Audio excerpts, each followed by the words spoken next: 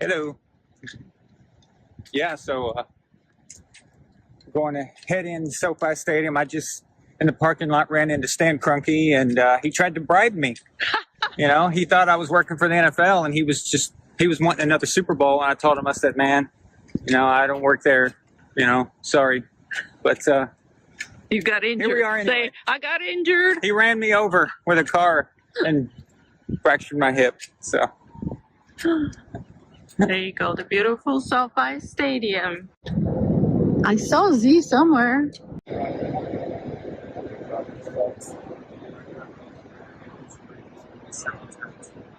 Added like 15 minutes to our right. This is Mahomes, Herbert versus Mahomes. I mean, that's a good match. That's like seeing Marino versus Elway back in the early 80s when they're young.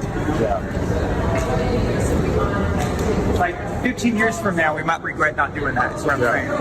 How good is this field? The stadium is amazing.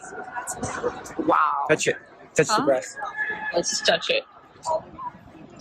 I saw Brady quarterback sneak right here. It was right here. Listen, because I was up there, right over the top. Quarterback sneak. Right up there. And a touchdown. Boom! Right in. Tom Brady, right? So where do I get to kick anything? Oh, over there. You think we can still pull it off? Huh? If we can kick? How to go kick the ball? Okay. Go. You go. Over there. Hey, give me the camera. I'll film you. I have to ask somebody. Go. Run. See if she can get a field goal kicked off.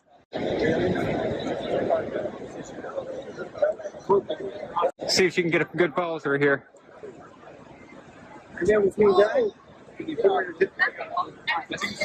Fail.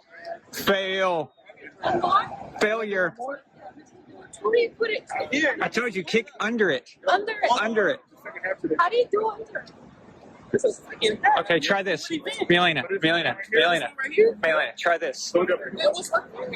Or, you know. Hey, that's the best I can do. It's okay. I do soccer, okay? Yeah, but you got to get under. You got to get under it. Thank you for setting that up. Thank you, guys. Okay, we got to get back. Good job, though. Good job. Let's go. Let's go. We got to get back. Okay. I can't believe I'm here and I can't do a kick, guys. I can't kick for you guys. Man. I was able to do something kind of like that at the Patriots Gillette Stadium. But that was a simulation. It was a real ball, but the ball simulated into the wall and told you what it would be like in real life. It's based off speed and power, so it's the same as the real thing, I guess. But I can't kick obviously now. But I guarantee you, when I get better, I'll come back and I'll kick it again. Okay, cool. Let's go. Wait, where's the locker room? That's the locker room? Herbert's locker room. There you go. So, hey, in 15 years, this guy will be on track for the Hall of Fame, and we'll be glad we did this. So, pains me as a Raider fan. So what's going on here? But hey, you know, so we still got to go to the Vegas Stadium. So, what do you have to say about this? oh no, I can't help myself. Pleasure to be here. Excited. Absolutely. Okay, guys. Tony Michelle, Mr. 2-yard, Oh, yeah. 2-yard belly flop himself. Come on. Used to play for us. Of course. For us, but Yes. I'm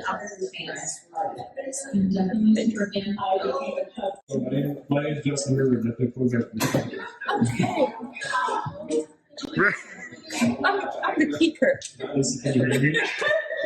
I don't know. Who is the kicker here? Does it say? You know how badly I kicked? Seriously. Thank you for being such a great fan. I want to see what Brady is going to do better. this is the one Brady was in. That's right. That's right. What's that? This is the locker room Brady was in when the Bucks were here. He went to that game because when they played the Rams. Oh yeah, that's right. You were here too. Can you show me where the kicker is? Something. No, I'm about to right now. Yeah, I got to check it out. See if you see the difference. Or maybe you have a football player coming. No, basketball. Basketball. Hey, more. You never know.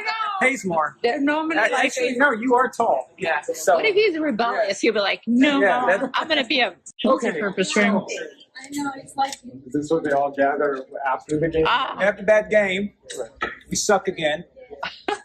We thought we were getting better until we drafted a great quarterback, but it's just not getting anything done. We're not getting anything done. The defense can't stop anybody. The offense can't run the ball, can't pass the ball.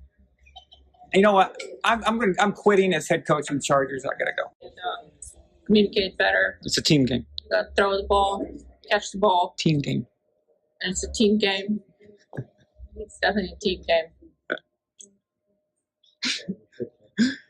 But is it a team game? It's a team game. Okay. Gotta go. What's going on, guys?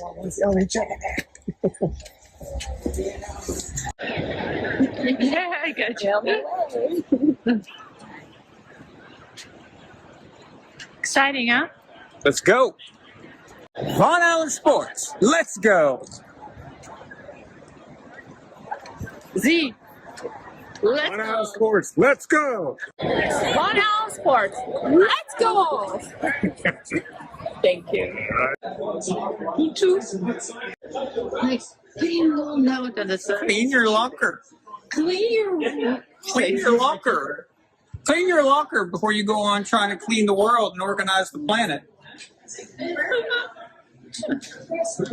Clean your locker room. Clean your locker.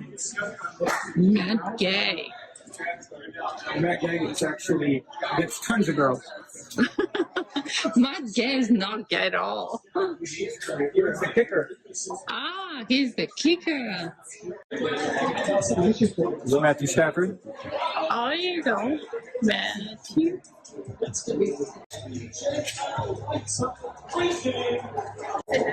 Bobby Wagner.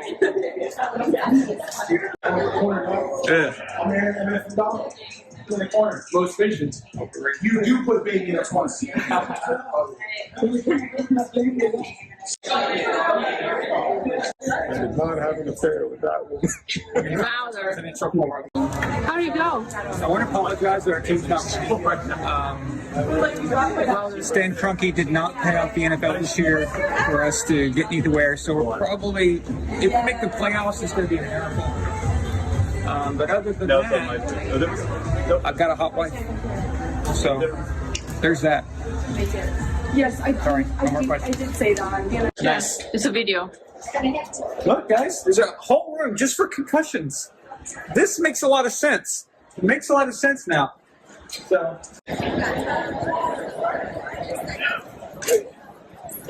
Now yell real.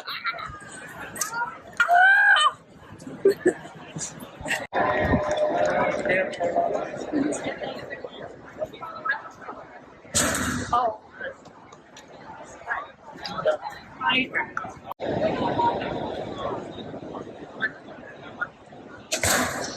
Score! That's okay. That's okay.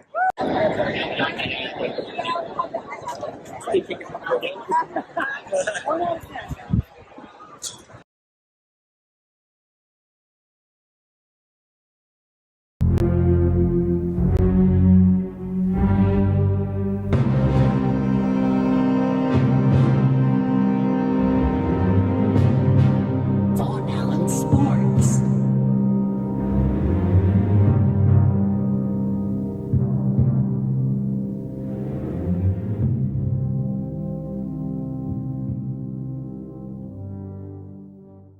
This is Patriots linebacker, Super Bowl 49 champ, Darius Fleming, and you're watching Von Allen Sports, real and honest NFL analysis. Subscribe now. Join the empire.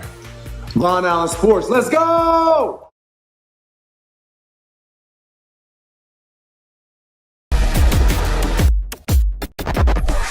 Von Allen Sports. What is up, guys? How are y'all doing? Okay, so week 8 is already in the books. I honestly don't know how that happened exactly. Time is going by way too fast, but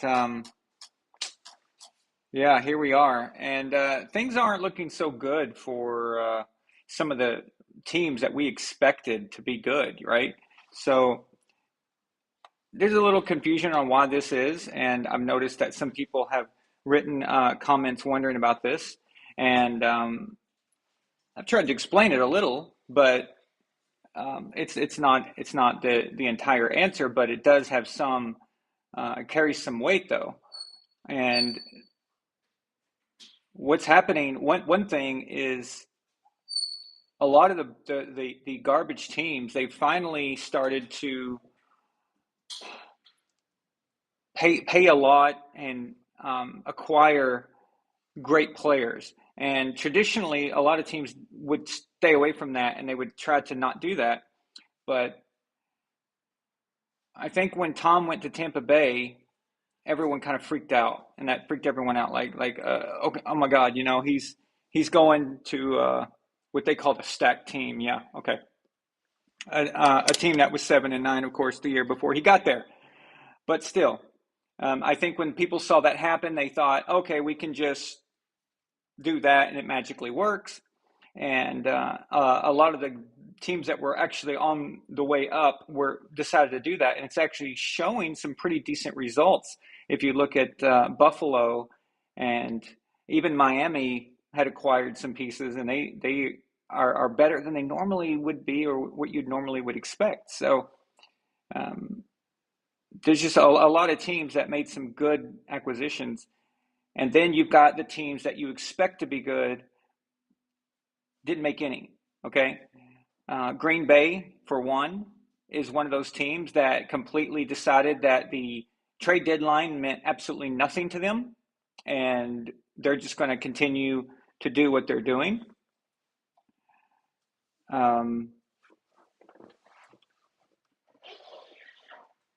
And they have that whole belief that they can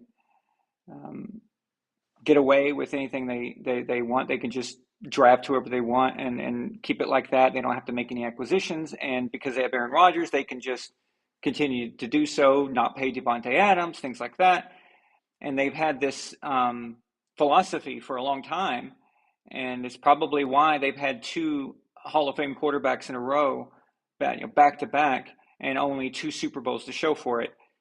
I would say it works and it doesn't work. Like, if you're okay with 13-3 seasons that yield no significant playoff results, okay, then I'd say it works. But if you want to win a Super Bowl, or if you want to appear in Super Bowls, even just appear in Super Bowls, because they've only appeared in 3, and 2 of those were Brett Favre's, then okay.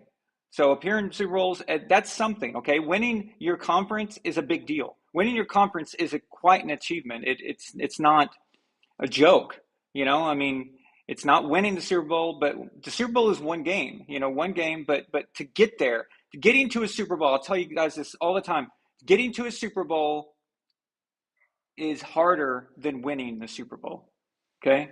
Winning the Super Bowl is one day, one game, and it's hard, okay?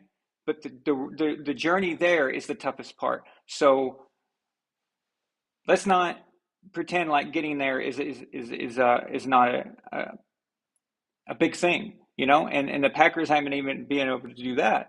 So, I mean, they've got to change their ways. But Belichick slept today on the trade deadline, although I'm not really sure. I kind of made a joke about it, but I'm not really sure what he would have gone after and who he could have got. There were some pretty good acquisitions, but I don't know if they would have fit in the Belichick system.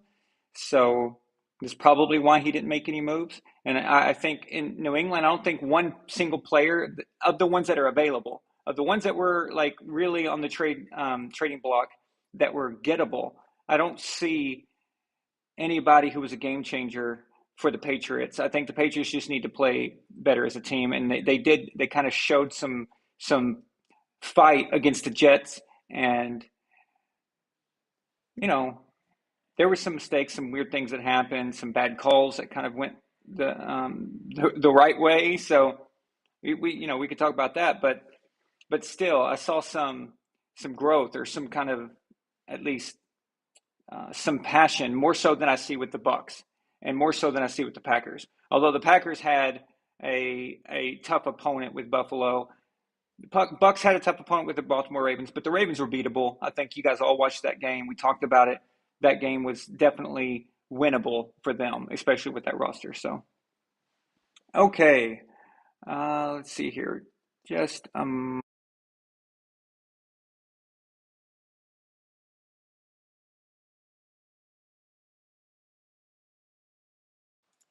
right. So, real quick, let's see who's here tonight. Oh, hang on.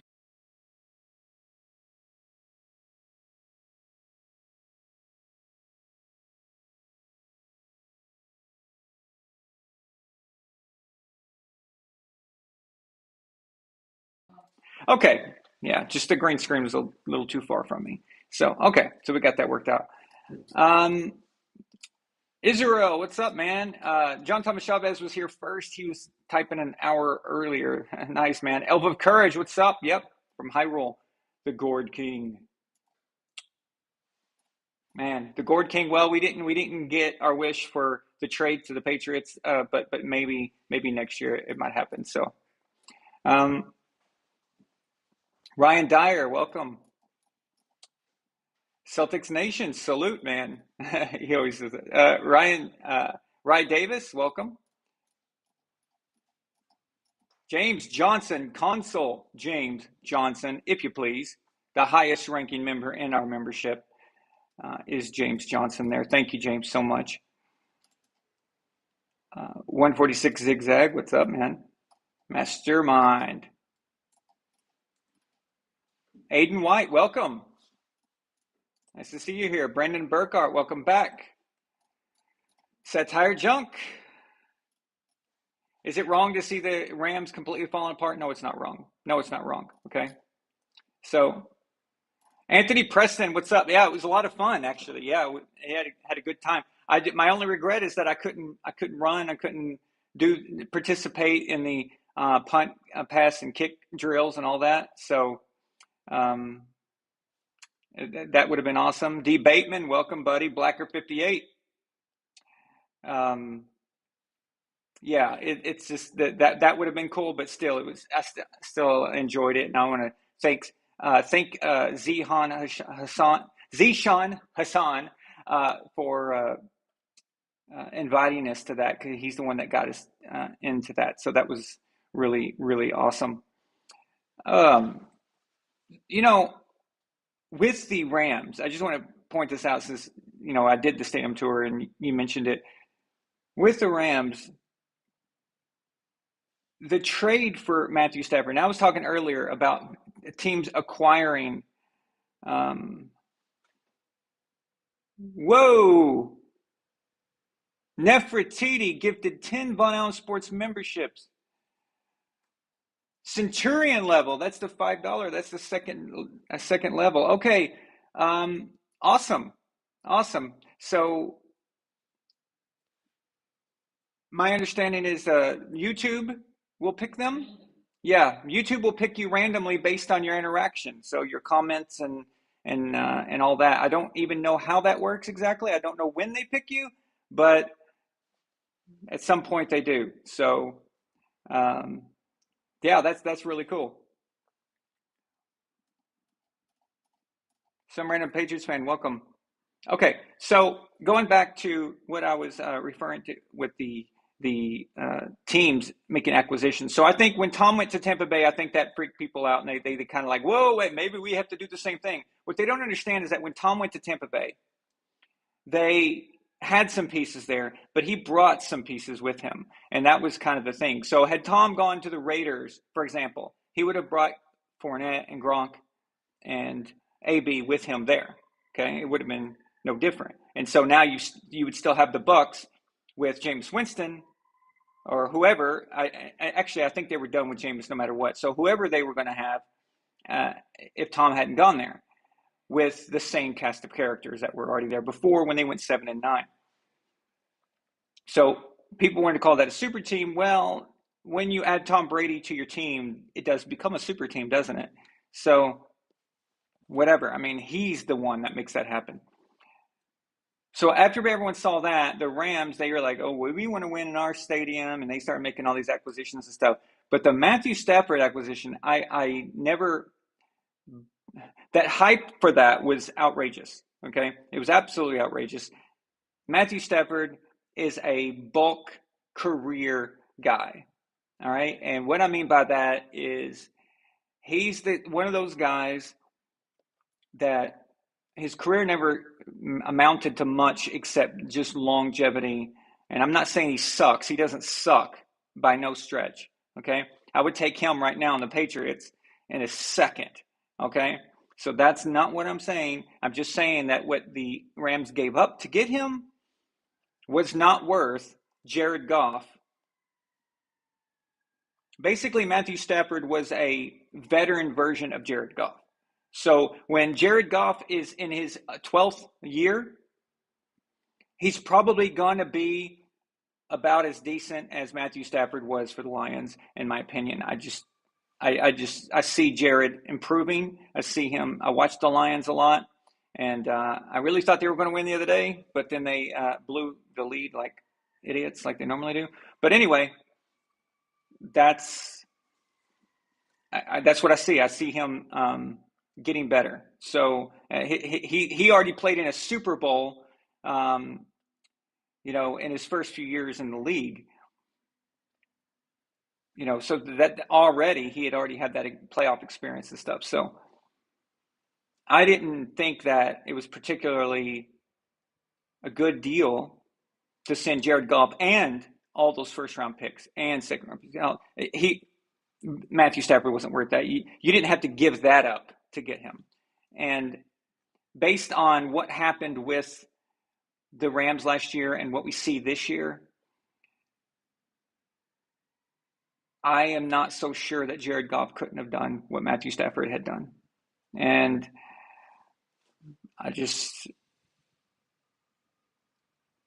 that might be a hot take. I don't know.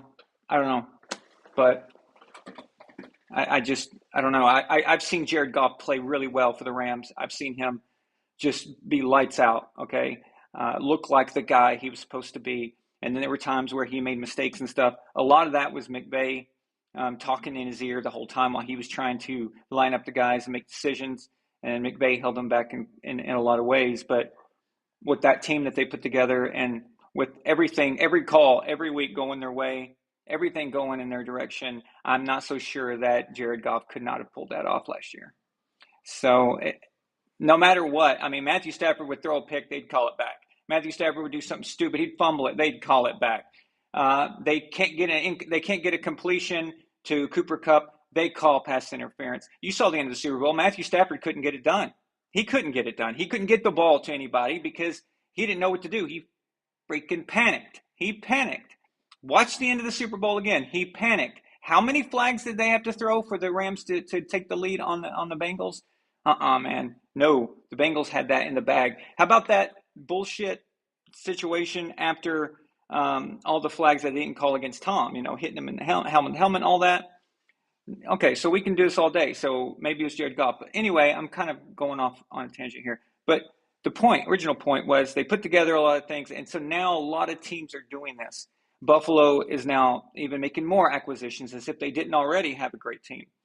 And what's happening is the teams that are willing to do this seem to be the ones that are moving farther. And the teams that we're used to seeing are pretty good kind of just stayed the way they were. And the league is kind of changing in a weird way.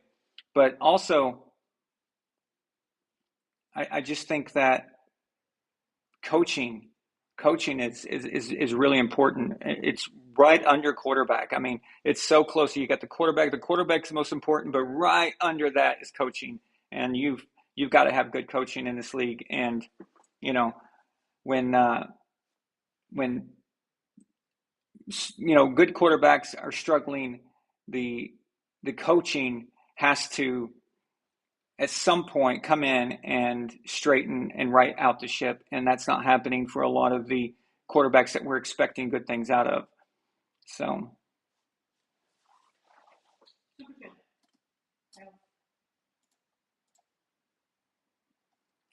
okay, let me see.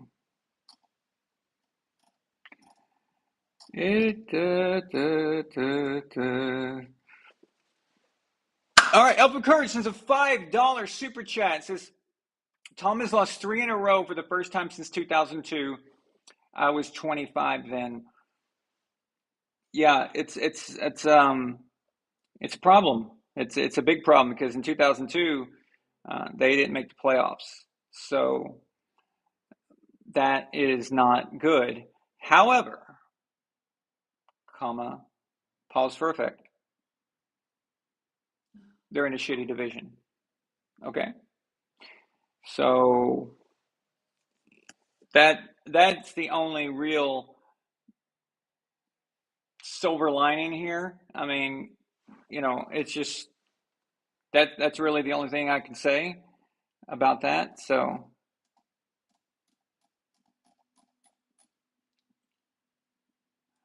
it's yeah.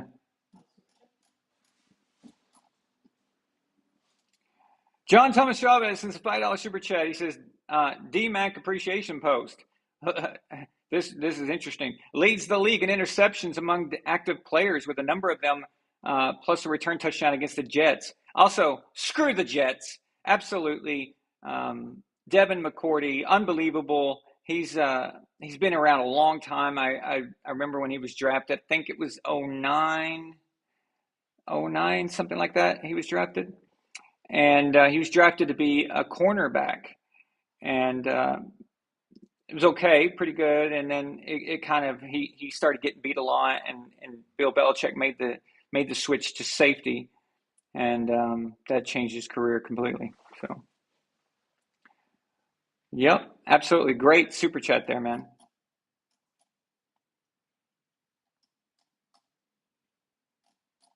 Yeah, if you watch the Rams this year, you can see exactly what they should have been last year and what they actually were when things weren't altered for them. So very overrated is Matthew Stafford. Very overrated. It's just absolutely so.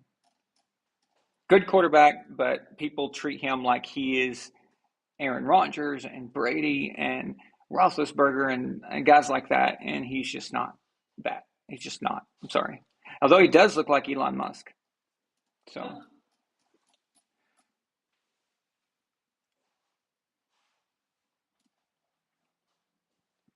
So Israel here asked me, what do I think of the Bills Packers game? Okay, so yeah, okay.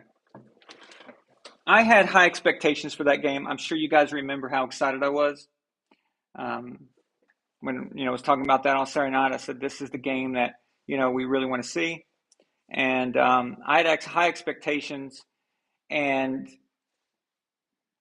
I hate that a blown call, in my opinion, kind of robbed us of seeing a possible comeback there. I remember it was 27. Buffalo had 27, and Packers had 7, I think. And then so they were about to score a touchdown. They had it, and then they called an offensive pass interference. Not so sure that was the right call, but anyway, that kind of messed that up. And instead of being a 27-14 game, which is a 2-possession game right there, and make it interesting, we kind of knew where it was going from there. The only problem I have is that the rules analyst usually comes on and explains why this happened. Okay, they didn't, and I'm just a little annoyed that they didn't explain it, because I wanted to know what the thinking process was there. Now, I'm not saying that it was on purpose or something. I just honestly mean this from the standpoint of, it's unfortunate because I think it was the wrong call. And so too bad that the head ref there couldn't come in and overturn it. And, I don't know. I don't agree with that call. But, yeah.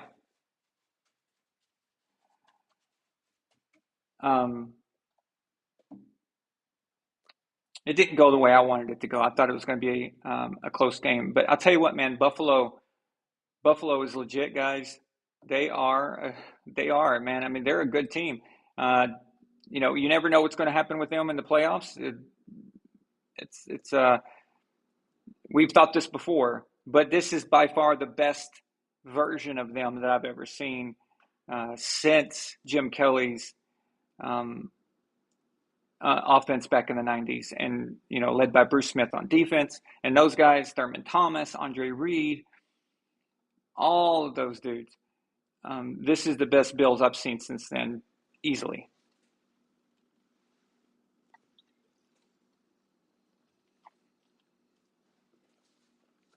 The problem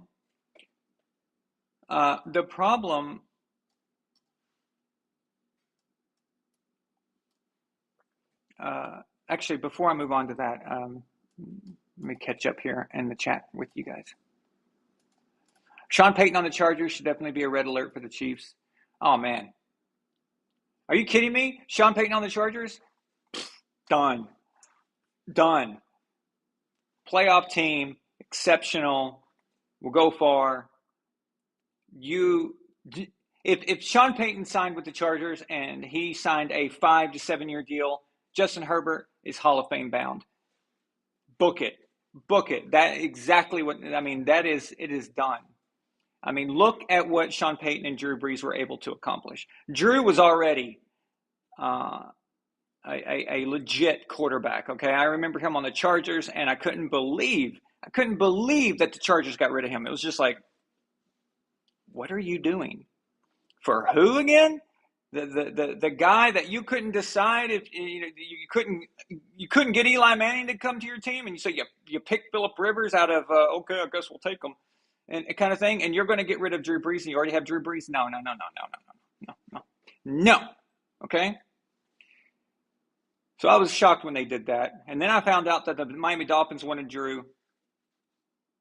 They said, "No, Drew, we don't trust you. We think your shoulder injury is too bad. It's too severe. So we're going to go with," I think it was Chad Pennington at the time, who was serviceable at some point.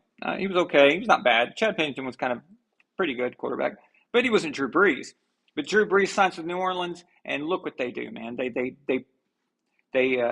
just break all kinds of records. They win a Super Bowl together. They're in the playoffs every year nearly.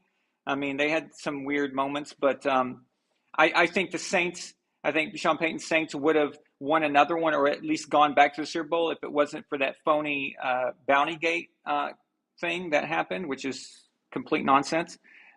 So, yeah, that ruined them. That ruined them as a team. And I just think that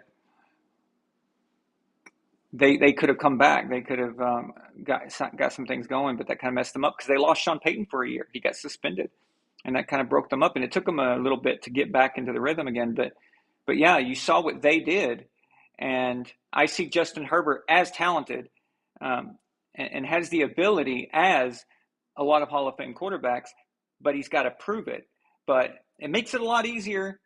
It makes it a lot easier to prove it when you've got a great coach, and that's what would happen. I mean, look at Patrick Mahomes right now. Patrick, okay, would have been a good, he'd be a pretty good quarterback anywhere, but he wouldn't be this good. He wouldn't be this good. This is a different thing. If he's drafted to the Bears, for example, he would be Tua, for the first few years. Let's be legitimate here. Let's be honest. He would have started out the gate like Mitch Trubisky. They would have thrown him to the wolves immediately. There would have been no learning behind Alex Smith for a year. There would have been no Andy Reid making sure that everything's working for him the way it should be. And again, this is not a knock on Patrick Mahomes. This is just how it works. Location's important. Where you go, timing, all that is important. But we have to go by what's real. We can't just say the what if game and, if he was there, he was there. No, Mahomes is on the Chiefs. He's with Andy Reid. He's making things happen. He didn't deserve Super Bowl MVP, in my opinion, but he did get it. So, again, we can't do the what-if game. He got it. So, he's off to a great start. He's putting up pretty good numbers this year. The Chiefs are a good team, again, even without Tyreek Hill. So, it works. But you give Herbert Sean Payton, which is like an Andy Reid type, great offensive coach. now that's a game changer for them. That's a complete game changer. Their head coach, Brandon Staley, is a complete moron when it comes to situational football. He doesn't know how to handle in-game moments and the big moments when it requires it. So, yeah, screw him. He better not ruin Herbert's career. I'll tell you that much. It's going to piss me off.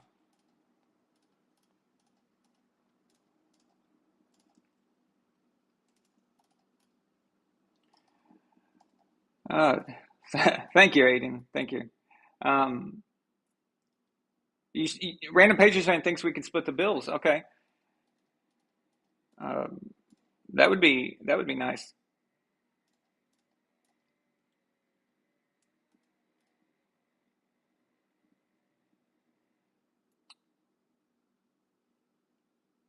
Yeah. That's what I mean. Chad Pennington wasn't bad. He just it was what I call a little better than serviceable. But again, injuries, like you said, injury prone. But he was a pretty good quarterback. I actually like Chad. I had no problem with him. I thought the Jets media.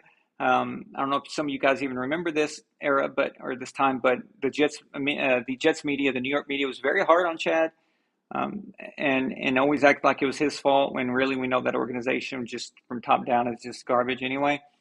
But he wasn't as good as Drew Brees, and that's kind of. And I can't remember if Chad came immediately during that time or if he came a year later. I had to look that up. But ultimately, they ended up at Pennington and Miami. So.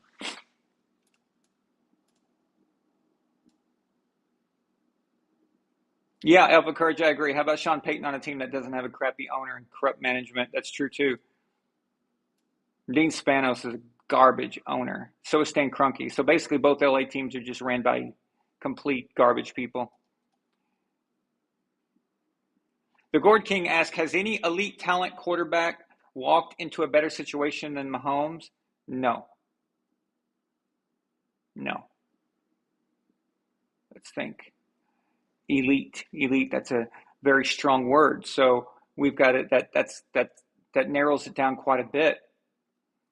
Elite. So I'm thinking.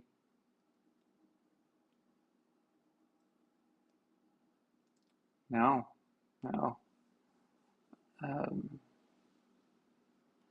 I mean, Joe Montana had a pretty good situation with Bill Walsh, creating that West Coast offense and taking advantage of the rule changes that took place, the things that were in place that led to the steel curtains dominance in the 70s. That was pushed out a bit, and the coverage rules were altered a bit, and that allowed for the West Coast offense to flourish a lot more, even though Montana and 49ers fans are going to deny that and be all like, oh my God, that's not true. It was prison yards football when Joe Montana was playing. I mean, you could take a shank and you could take it and stick it in a guy's neck and he'd be bleeding on the ground and they wouldn't throw a flag. Talk to any Montana fan and they'll tell you that, okay? But the truth is the league softened up from the 70s. The league softened up from the 70s to the 80s, allowing for Bill Walsh's offense to flourish. And he took, to his credit, he took advantage of it because that's what you do. If you're a great coach, you take advantage of those situations, you exploit the rules, you take what the NFL gives you and whatever's happening, you go with that and you do the best you can within it. So that's just the way it works, right? Well, he exploited that, and Montana was a part of something that made it easier to play quarterback. So Joe's real job was to do it under pressure when it mattered the most. That is the difference. It wasn't that Joe was coming out of Notre Dame as this, elite, once in a lifetime talent. He wasn't courted like Elway. He wasn't talked about like Marino and all those guys. Nobody thought of Joe Montana like this. They knew one thing about Joe. He seems to play well under pressure. He seems to not fold when it matters most. So you take a guy that's got that and you put him in a situation with Bill Walsh, greatest offensive mind probably in history. You put them two together, and then you got a solid defense. You've got a dynasty. That's just, you're good. But Joe's main thing, just don't screw it up, Joe. Joe, I just need you to do it step by step. The West Coast offense for a quarterback was colored by numbers. Step, step, step. Hit wide receiver. Okay, so Bill Walsh tells Joe, okay, Joe, I want you to hit Jerry Rice 10 yards on a post route. Joe knows, okay, by the time my third foot lands back when I do my, say, a 5-step drop, Jerry's going to be where he's supposed to be. Okay, so Walsh timed all of this based on speed, how fast each receiver could run the route, and that would have a number assigned to it. So believe it or not, you can assign a number to anything. You can assign a number to a score number to anything at all. You can look at bricks on a wall and assign a set of numbers to it. Bill Walsh would do this. So he would assign numbers based on speed, steps of the wide receivers, steps, how long it takes, the defense, whatever defense they're playing that week, what is the average speed that they get to the quarterback for that team. And then Joe knows 1, 2, 3, or 1, 2, 2.5, 1, 2, 3, 4, 4.5. Get rid of the ball. Boom, boom, boom. Okay. So you've got to know these things. So you got to be able to take in information. You got to be able to process the information. You got to be able to know what to do with that information. And then you have to do it and not screw it up. You have to hit the guy correctly. You have to be accurate. All those things. Who am I describing? I'm describing Joe Montana. I'm also describing Tom Brady. All right. That's what they do. Okay. They're about the brain. Even though Joe could move a little bit, he could move pretty good outside the pocket. He could do a lot of that stuff. Joe was about the mind. It is where Steve Young was about the body. There's a difference there. But that was Joe's game. So Joe, because of that, I think he came into a great situation. But Joe had to kind of struggle at the beginning and kind of earn his way through. It wasn't already a set thing. The 49ers were nobody's, for a long time. They were just not taken seriously. And then they won that first Super Bowl in '81, and he didn't have a lot of players. So Joe probably had a harder road than Mahomes. Other than that, let's see.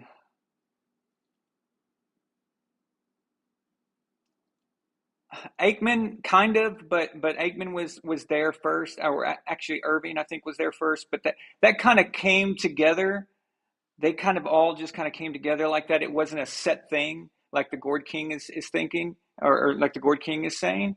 I think what Gord King is going after is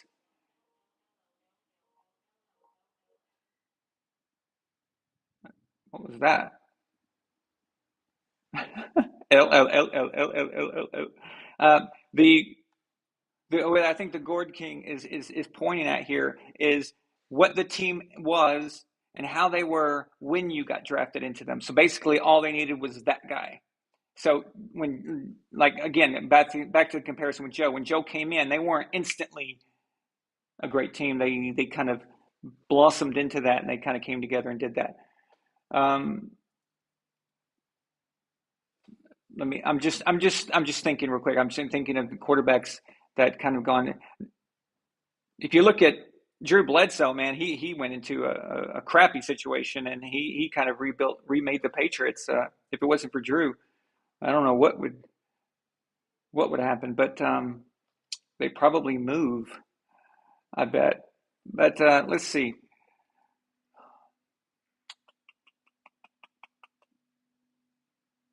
Well, no. Yeah. Peyton Manning was drafted to a garbage Colts team. So it wasn't for a few years that they finally got the coach they needed and the right players. I'm just trying to cover everyone in my head. Steelers were pretty good. Steelers were pretty good when Ben Roethlisberger came along, but nowhere near the level, nowhere even close. So, yeah, I think that's right, Gord King. I think that's right, man. Um, I I just wanted to go through it all and make sure that I'm just not dismissing it offhand. And again, this is not a slight on Patrick. It's not. You've got to put the work in. You've got to make the throws. You've got to see the guys when they're open. You've got to know this stuff. You got to work hard. You got to study. You have to lead. You have to make your teammates believe in you, and all that is still got to happen. You can't just arrive and make it happen. Alex Smith was on that Chiefs team for a long time. He had his limitations. So obviously, because they didn't start going to the next level until Patrick came along, because they had similar players and everything was already in place. So Patrick still made a difference. He made a difference there. Let's not say he didn't. Otherwise, Alex could have got it done too if anybody can just go in, because Alex is a pretty good quarterback too. He was a slow starter, of course, because that 49ers team was drafted to was very, very bad at back in those days. But yeah, I think overall for a set situation, the timing couldn't have been better for Patrick Mahomes. Absolutely. So now, is that to say that Mitch Trubisky is drafted to the Chiefs instead, that he's going to have the same success? No. And in fact, I don't think it'll work at all. And I think that Alex Smith still stays with the Chiefs. He doesn't go anywhere. So, but Patrick got to sit behind Alex. He got to watch. He got to learn the offense perfect. And then when he came out and started in 2018, just firing away.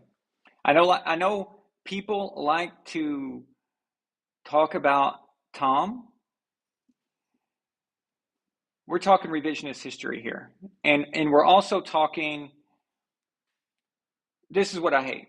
I hate when people try to use a point based on a what if scenario, and they break linear time.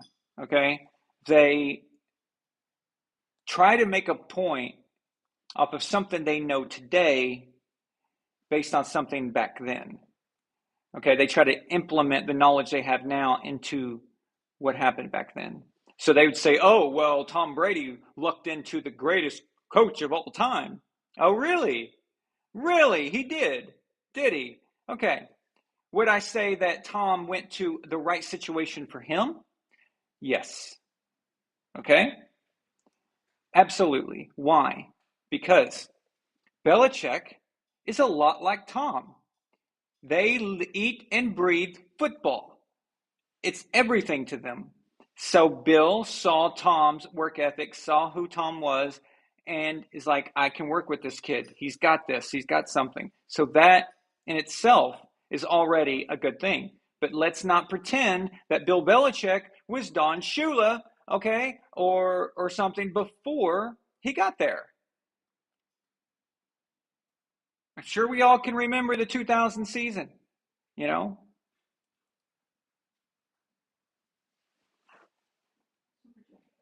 And then it's just, yeah, I got it.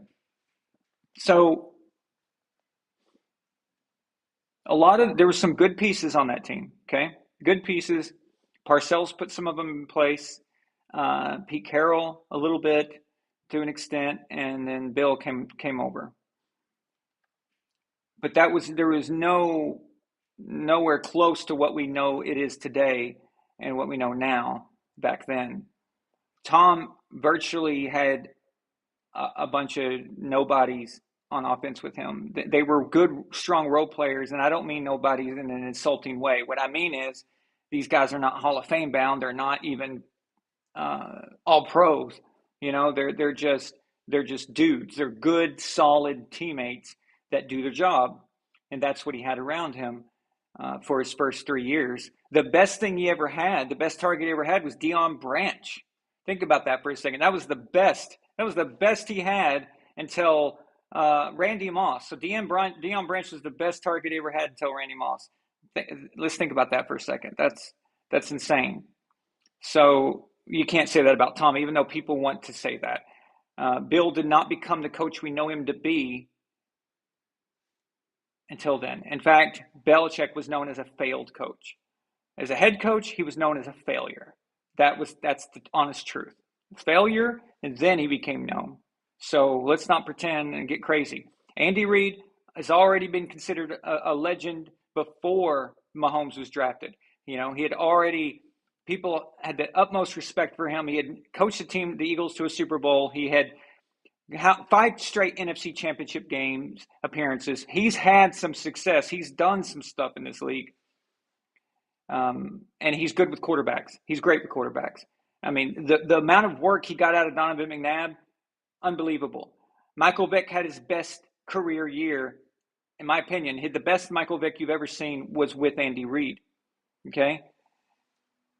Alex Smith, was starting to be the Alex that everyone thought he would be at the end of this 49ers tenure before he was replaced by Colin Kaepernick. But then he went to Kansas City and he balled out quite a bit because we know the Chiefs sure shut down the Patriots quite a bit. So it's just a different thing. So I know there's people out there that like to say that about Tom, but what you're doing is you're judging the past based on what you know now, and you can't do that. You've got to stop that crap. So.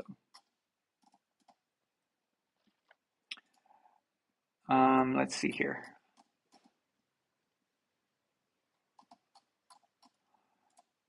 Console, James Johnson says a $5 super chat. He says, Bloody Pleb says Steve Young inherited a great situation because Bill Walsh and Joe Montana built that team and system.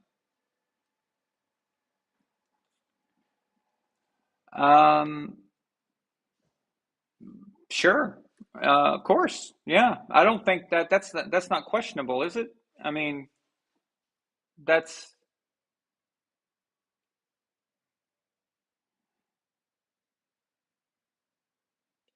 is it as good as Mahomes though? I mean, okay. Let's think about Steve for a second. Well, first of all, he didn't really get Bill. Bill Walsh was gone already, so he got George Seifert. George Seifert's not a bad coach either, okay?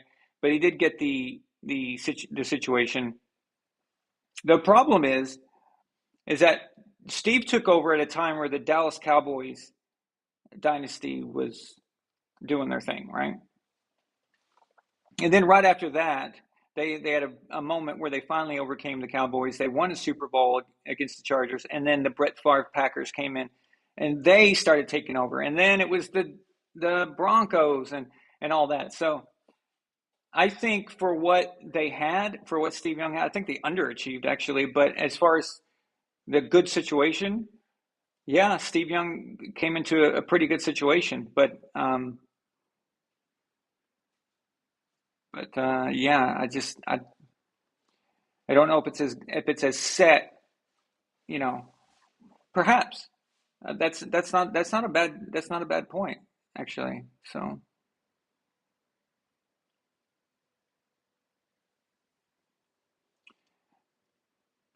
it's weird because let's say that Steve was around a long time with the 49ers before he ever started. A lot, I don't know. It's hard to say.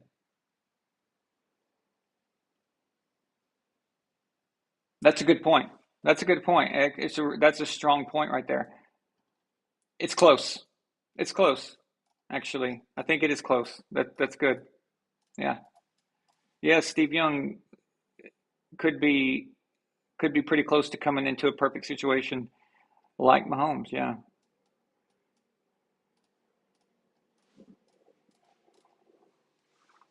Steve Young's always those guys you overlook, it's kind of he's had such a weird career. I didn't like it when the 49ers got rid of Joe, so maybe I'm biased, but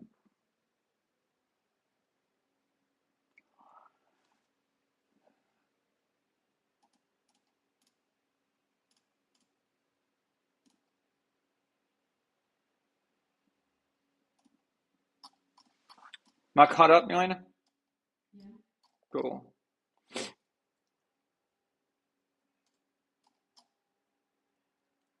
I think this is cool. I love going back in time into football history. I like it when you guys ask me questions like this. I really enjoy, because we always talk about what's going on right at the moment, but sometimes it's fun to kind of go back, especially when there's not a lot of positives to talk about at the moment, other than Patriots beating the Jets, but they're still last in the division. So let's not get crazy here. And I'm not sold on the Jets being that good. So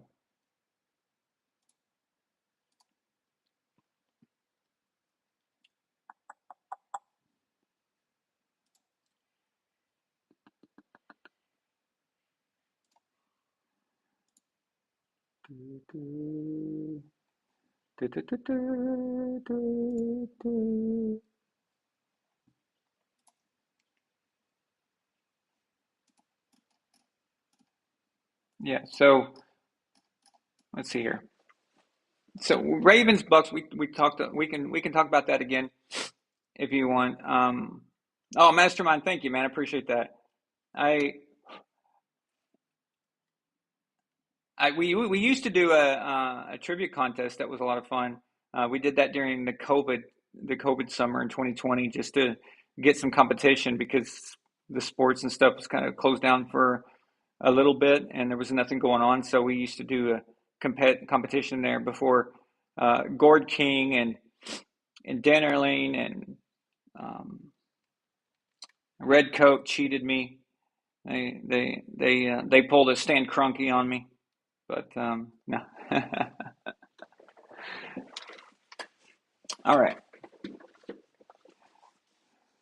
But yeah, it's fun. It's fun to go back and talk about that stuff. So let's see here. The Broncos, Jaguars. Broncos got the win. I said that Denver would win. That Russell Wilson working out in the aisle while his teammates are trying to sleep. I said they would see his glorious smile while he's working out, and they would just say, Russell, we're going to win now, So got that one right. But at the end of the day, who really cares? I think I picked the Falcons over the Panthers. Got that one right. That's the better scenario. Actually, for the Bucks. That's a better scenario because the Panthers had the win over the Bucks, so at least now they're 2-6 instead of 3-5. So all the Bucks need to do is win against the Rams. Falcons need to lose, and the Bucks are number one. Number one. I love America. America is number one.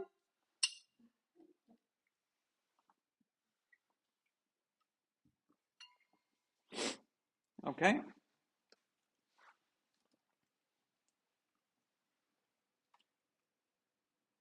Just one moment, guys. Give me 30 seconds.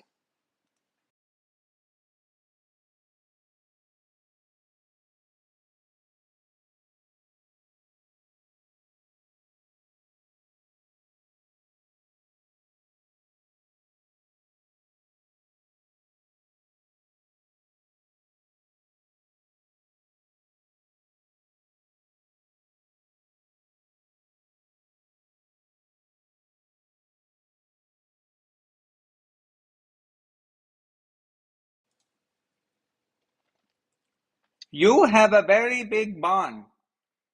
I bet you have many happy goats. What the fuck does that even mean?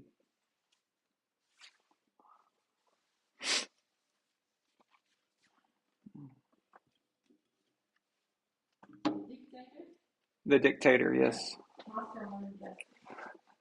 Who got it? Mastermind. Good job, buddy. America number one. Cowboys over Bears. Okay. So, got that one right. Good job, me. Man, I'm on a roll. I can't be stopped. Oh, wait. Yes, I can. I picked the Lions to beat the Dolphins. And let me tell you, when you guys were watching the highlights of that game, or if you were watching Red Zone and you saw Detroit destroying the Dolphins, you were thinking, my God, Aaron knew. He knew. He said that about the Detroit Lions, and he said they were going to win, and he just knew. And my God, he's just all-knowing, right? He just knows everything. And then the Lions screw it up and let the Dolphins come back on them, like in typical Detroit fashion. And they lose. So I will tell you why I picked the Lions. Picked the Lions because I thought they were a good matchup for the Dolphins. I always pick these wins based on matchups, style. I don't care about the record. The record, okay, whatever. The style, stylistically. If I feel that a team has an edge over another, I will pick them even if they're the Lions. So it was there, it happened, but the Lions went full Lions and couldn't get the job done. So whatever. I picked the Vikings over the Cardinals. Got that right. They killed the Redbirds. The score is not as descriptive of the game. It sounds like 34-26. That sounds like a good game. No, the Cardinals are bad, and I cannot believe. I say this every week. I cannot believe they gave that money to Football Baby. When you give guy that much money and you have to put in a clause that you have to study. That instantly makes you the worst general manager, worst owner in the league. Even if it's just temporary, you deserve the title. So, yes, well said, Mastermind. So, absolutely. Let me see if I can pull that up. Yeah, when it comes up into my chat, I'll post that. Yeah. So he says, Football Baby should have been Baseball Baby. Maybe. Well, who knows? It depends on how you feel. If it's about the money, well, he got paid anyway. So Cardinals are the Cardinals. Okay. The Cardinals this is always self-inflicted. Let me tell you something a little bit about the Cardinals. You want some little Cardinals history, guys? You want a little bit? You want a taste? You want a taste of it? Okay, here's a little taste of it. They acquired Kurt Warner after he was with the Giants. So he came in. It was obvious. It was obvious that Kurt Warner is a great quarterback. It was obvious. Everyone, I lived there. It was around the area at the time. It was clear. But then something bad happened. Something extremely bad happened. And what was that? The 2006 draft. And in that 2006 draft, a moron, an idiot, a total loser, a womanizer, a clown, a golden spoon-fed baby boy, Matt Leinart from USC, fell to the Arizona Cardinals in the draft when everyone was expecting him to go in the top 10. He fell all the way into the 20s. Arizona Cardinals, coached by Denny Green, may he rest in peace, got all excited. Oh my God, Matt Leinart, he's available. We've got to get him. So they get him. And then they struggled to sign him after they drafted him. Dennis Green, I remember he gave this speech. He said, it's a shame Matt Leinart is the only quarterback in the National Football League that's not in the National Football League. Okay, Dennis. That was your first clue that this guy's a douche. Okay? He has not thrown a pass in the NFL, and he's already holding out on your ass. Just because he fell in the draft. It's not the Cardinals' fault that he fell. Okay? So you get paid where you drafted. That's how it works. Sorry, that's just how it goes. Now, back then, it was the MySpace days. I told everybody, I said, Matt Leinart is garbage. I said, all the quarterbacks are overhyped. I said, Reggie Bush is overhyped. Houston Texans, number 1 overall, went Mario Williams, went defense. That was the best case scenario for the Texans. That was still, in my opinion, for the Texans, for what they were looking for, that was probably the best pick. All the stuff Reggie Bush was doing for USC I didn't think was going to translate heavily to the NFL. I didn't think he was going to be like the next Barry Sanders or anything, although people were talking about him like that. I didn't think Vince Young was going to be that great of a quarterback, just because he had that time in Texas. First of all, I'm very, very, very afraid of top picks from big schools, like massive schools like that, unless their talent is just overwhelmingly, generational, transcending, and whatever, right? And Matt Leinart, no. So the Cardinals take him, they get him signed finally, and they keep trying to start him over Kurt Warner. And I think it was like week 6. By week 6, I had season tickets by that point. And I remember I took a sign to the stadium. It said, "Start Kurt Warner. This guy sucks. This Leinart guy sucks." And then it was Monday Night Football. They were playing the Bears. Rex Grossman throws like 3 picks and fumbles, all kind of crap. Cardinals are just destroying them. And Matt Leinart completely lose it and get beaten on Monday Night Football. And the Bears stay undefeated and then go on to go to the Super Bowl later that year.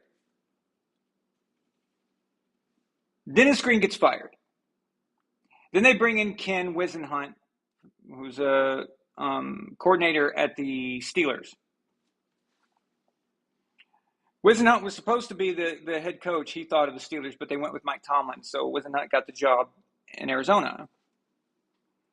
And then they couldn't figure out who they were going to start. And the idiot went with Matt Leinart. Again. Now, this is what's called making the wrong decision just because you drafted a guy. Where someone is drafted, what you paid him should have no bearing on where he starts and what he does. Too many times, the backup quarterback could be better, or the guy you're ignoring could be better, or is better than the guy that's drafted high, but you do it just because the owner is an idiot and tells you that, oh, you got to play Matt Leinart. We drafted him in the first round, blah, blah, blah. Okay, so Ken Wisenhunt continued the idiocy. So I was thinking, well, why did you fire Dennis Green? If you're just going to continue this moronic way of doing things for the Cardinals, then we could have just kept Dennis. At least he was funny, and had a personality. Ken Wisenhunt has the personality of a walnut. It's just, But Dennis Green, pretty funny dude. Really nice guy, by the way. I've met him a few times. But, just how I roll. So, anyway. So they kept doing that. And finally, Ken Wisenhunt got the idea, maybe Matt Leinart sucks.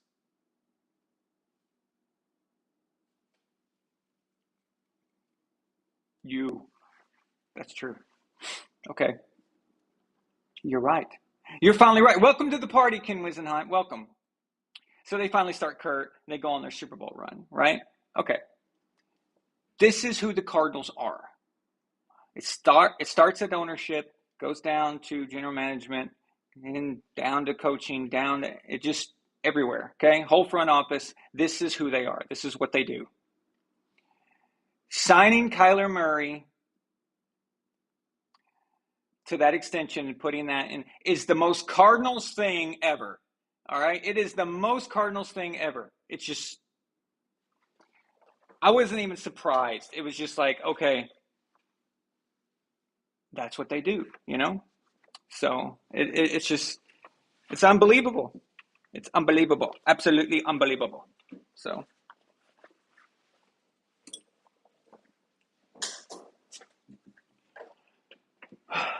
Okay. That was a really long story just to say that the Cardinals suck. Wasn't it? All right. And by the way, their head coach sucks too. While I'm at it, Cliff Kingsbury. Okay, Raiders at Saints. What the hell? What the hell? What the hell? What is with the Raiders? Seriously, what is with them? I had Zishan on Saturday night to talk about his Raiders. I picked them to beat the Saints. I thought, okay, surely this is a game they can win. They didn't score a point.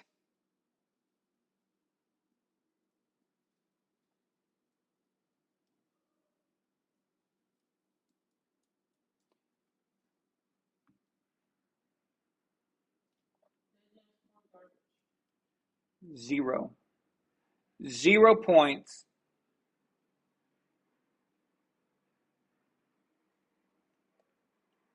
Josh McDaniels. I don't know. I just you build a fancy stadium, you move out to Vegas, a place where we never thought an NFL team would ever be. You get all this attention, it's just people think that you're the real deal. People think that, finally happening, the Raiders are finally doing something, and you do that, and now you're 2-5. You're 2-5 in a division with the Chiefs and the Chargers, who are still probably going to make some noise at the end of the season if their coach doesn't completely go full retard like he normally does. All right. So sorry, Raiders fans, but you fucked. Proper fucked. Okay. Patriots 22, Jets 17. Like I said earlier, so that Pats game, very encouraging as far as passion goes. Who can remember the game the week before? Zero passion, zero enthusiasm. The Bears were playing like it was the Super Bowl for them. Patriots didn't want to be there, didn't want to have anything to do with it. They just looked unenthused. This was different with the Jets. It was different. I think Bill probably really just tore into their asses and really said, listen, we're going to start playing well or all of you guys are fired. Okay? So, Steelers at Eagles. I picked the Steelers to win this. And like always, I'm always right, of course, right? I'm always right. I'm never wrong. Absolute know-it-all. Oh, wait, no. The Steelers got completely proper fucked by the Eagles, 35-13. Okay. So is it at this point that I should say that the Eagles are a good team? Do I need to say that? Do I still have to give them credit? Okay. All right. Hang on. So let's see this for a second. Eagles, Eagles, Eagles, Eagles, Eagles. Fly, Eagles, fly. Ah, ah, ah. Bang. Oh, shit. I'm dead. Ah, ah. What movie is that from? What movie is that from? Gord King's going to get that one, I feel.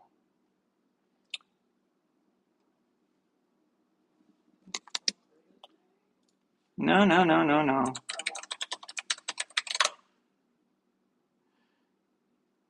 Yeah, I think I'm having some kind of breakdown tonight. Okay, so yes. So here we go. Eagles defeat the Lions. Eagles defeat the Vikings, which now we know is probably a pretty good victory now that we know about the Vikings. So that's not bad. Eagles beat the DC Lizard People. Eagles beat the crappy Jaguars. Eagles beat the equally crappy Cardinals. Eagles beat the Dak-less Cowboys. Eagles beat the crappy Steelers.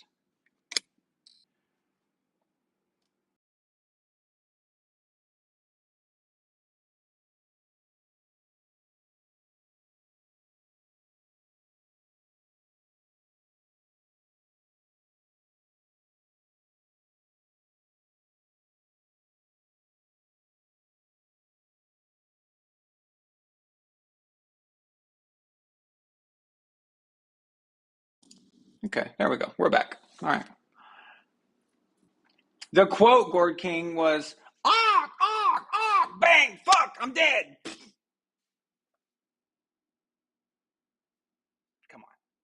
Come on, man. Come on.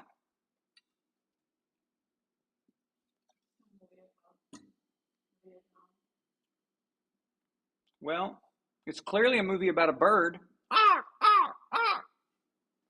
Okay. So you heard those opponents, right? And we don't even know if the Vikings victory was a legit one or not, because the Vikings, maybe they weren't exactly who they thought they were at the time. Okay, you know what? Scratch that. I don't like hypocrisy there. So I will say that goes against my better judgment. The Vikings victory was good, but with the rest of them, does this remind anyone when the Steelers were like 10-0 a few years ago, or when the Patriots were 10-0 or 9-0, whatever it was? Do you guys remember those teams that were doing that? Remember how it kind of went and kind of all weird at the end? No. No.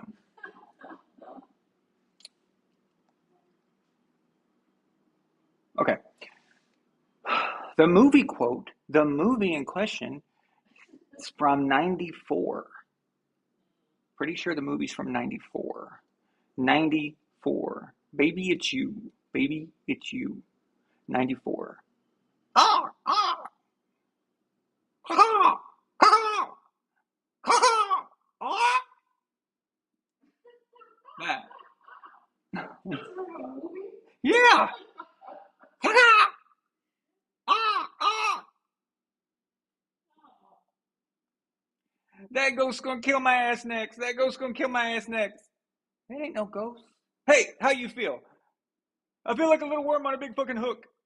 You feel like a little worm on a big fucking hook. Well, I bet your mama's damn proud of you, son. Okay, so that's plenty of quotes from the same movie. Come on, people.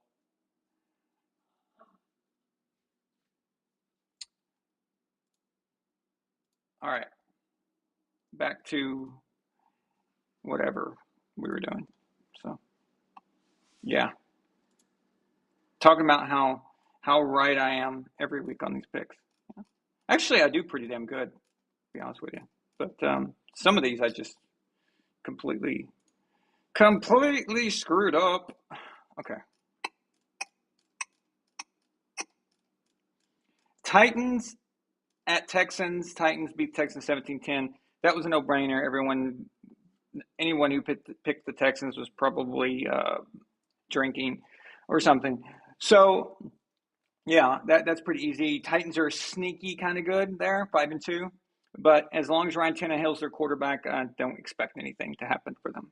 That's significant. The Commandos, the DC lizard people, DC criminals, DC money launderers, whatever you want to call politicians there, any name will work. Defeated the Colts 17-16. I do like the quarterback they have now, Heineke. I like him. I don't like Carson Wentz. Can't stand that dude. So this is at least much better. Screw the Colts. Colts, screw you. Okay? Screw you for benching Matt Ryan. All right? And then going with some guy named Ehrlich. Okay? How do you spell it? Ehrlich. Okay? So anybody who can pronounce his fucking name, I don't know. So just try to find it. See if you can pronounce it. But yeah, he sucks. Okay? So, but you bench Matt Ryan for contract reasons or something. The Colts, you deserve everything that bad is going to happen to you. You deserve it. So screw you. Have your owner get another DUI, and let, yeah, so on and so forth. Exactly. So, and I hope his children wake up tomorrow with herpes, and not the mouth sore type. Okay. What? No, that's just me wishing they have herpes. Okay, that was just me. That's not a quote, I promise. Well, it might be, but not. I meant that. So, okay, 49ers versus Rams. That was my lock of the week. You guys remember my lock of the week? Each week I tell you there's one game that's just a lock. It's going to work.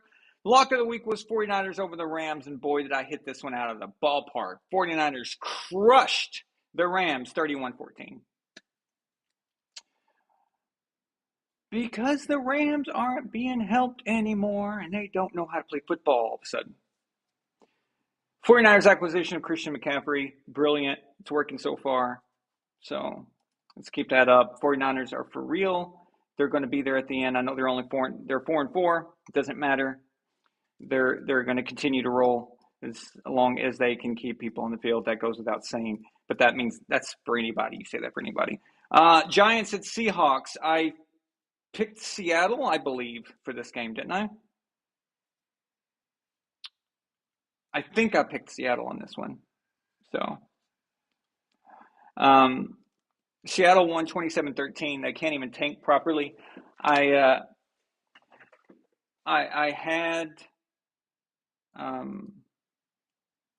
had the Seahawks pegged to tank when they got rid of Russell Wilson, but now I'm starting to see that they might have known what they were doing, because all of a sudden Geno Smith looks like 2019 Russell Wilson, 2018 Russell Wilson. I mean, it's like, okay, what's going on here? Geno Smith?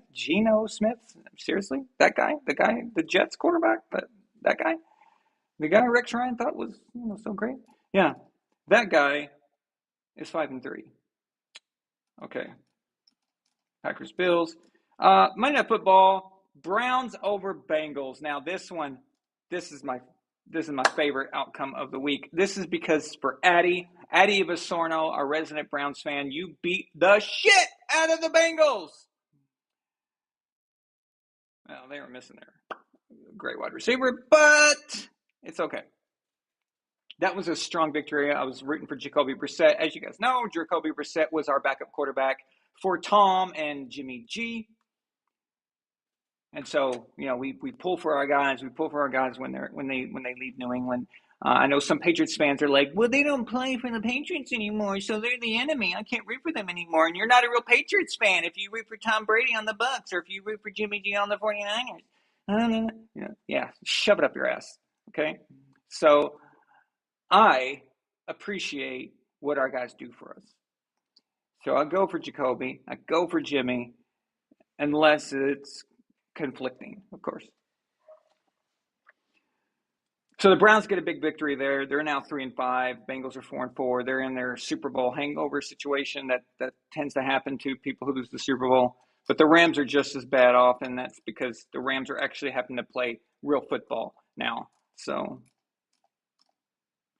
wow, you would think that since I live in LA, I would be a lot more nice to the LA teams. I might need a favor from these guys at some point. Okay. But good for you, Addy. I'm happy for you, man. I don't guess Addy's not here tonight, is he? Let me check. Addy, where are you? Some bullshit. Big victory like this and you don't even show up? Whatever, man. Whatever. Okay. We'll forgive him this time, Elena, okay? Yeah. Okay. John Thomas Chavez sends a $2 super chat. He says, Jacoby Brissett must love playing weekdays on prime time. I know, right? My favorite Jacoby primetime game is Colts Chiefs. What was it, 2020? Something like that? Yeah, so that would have been that's probably my favorite Jacoby primetime game, just because no one expected them to win that, and they just beat the Chiefs. So James Johnson, yes, Addy Vasorno. He is our resident Browns. Was that 2019? Okay, I knew it was like 2 or 3 years ago. Yeah,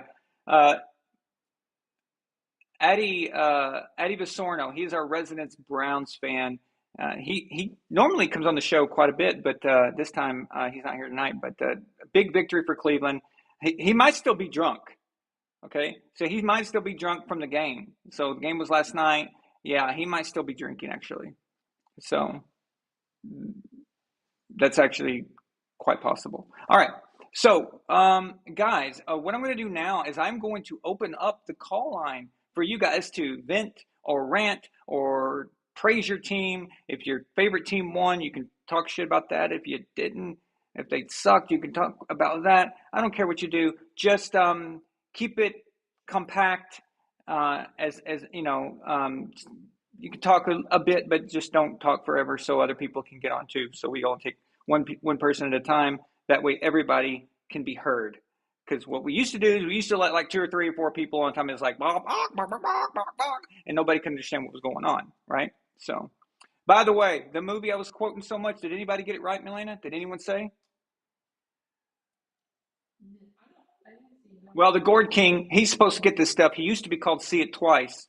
Apparently, he now only sees it once or not at all. Okay? See it once.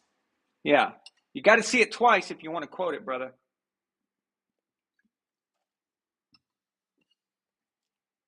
The movie is called The Crow. Of course, that was the movie that Brandon Lee was shot and killed on. The set of. Okay. So, let's see. I'm going to give you guys the link here. This is the link. This is the this is a link to the past, a link to the present, and a link to the future. Okay.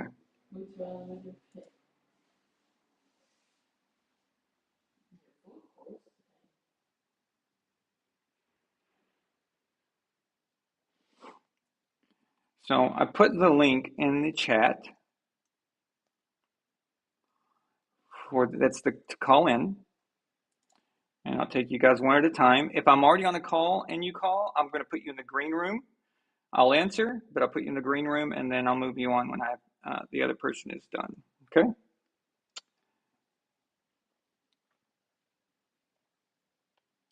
And for the moment, I'll go ahead and tag it to the top. I'm going to pin it to the top.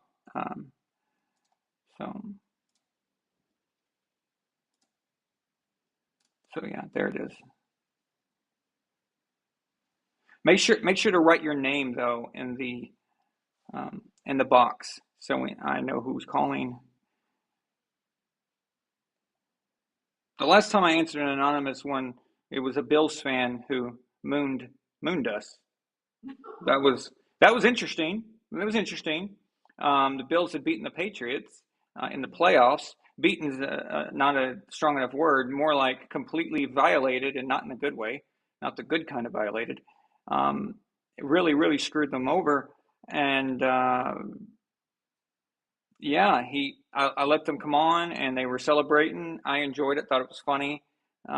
Bills fans, they've got a lot of pent up frustration, a lot of anger, things like that. So I let them, rant on until the guy pulled his pants down and shoved his ass in the camera. It was at that point that I decided it's time for them to go. So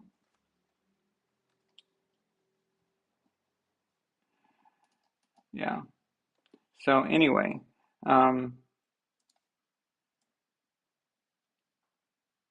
if you would like to call, that is the number. Call me on my cell phone. Call me on my cell phone. Call me on my cell phone. I mean, what kind of lyrics are those? Like, what else would you call someone on now? Call me on my landline. I mean, does that even work? Could you write that in lyrics? Call me on my landline.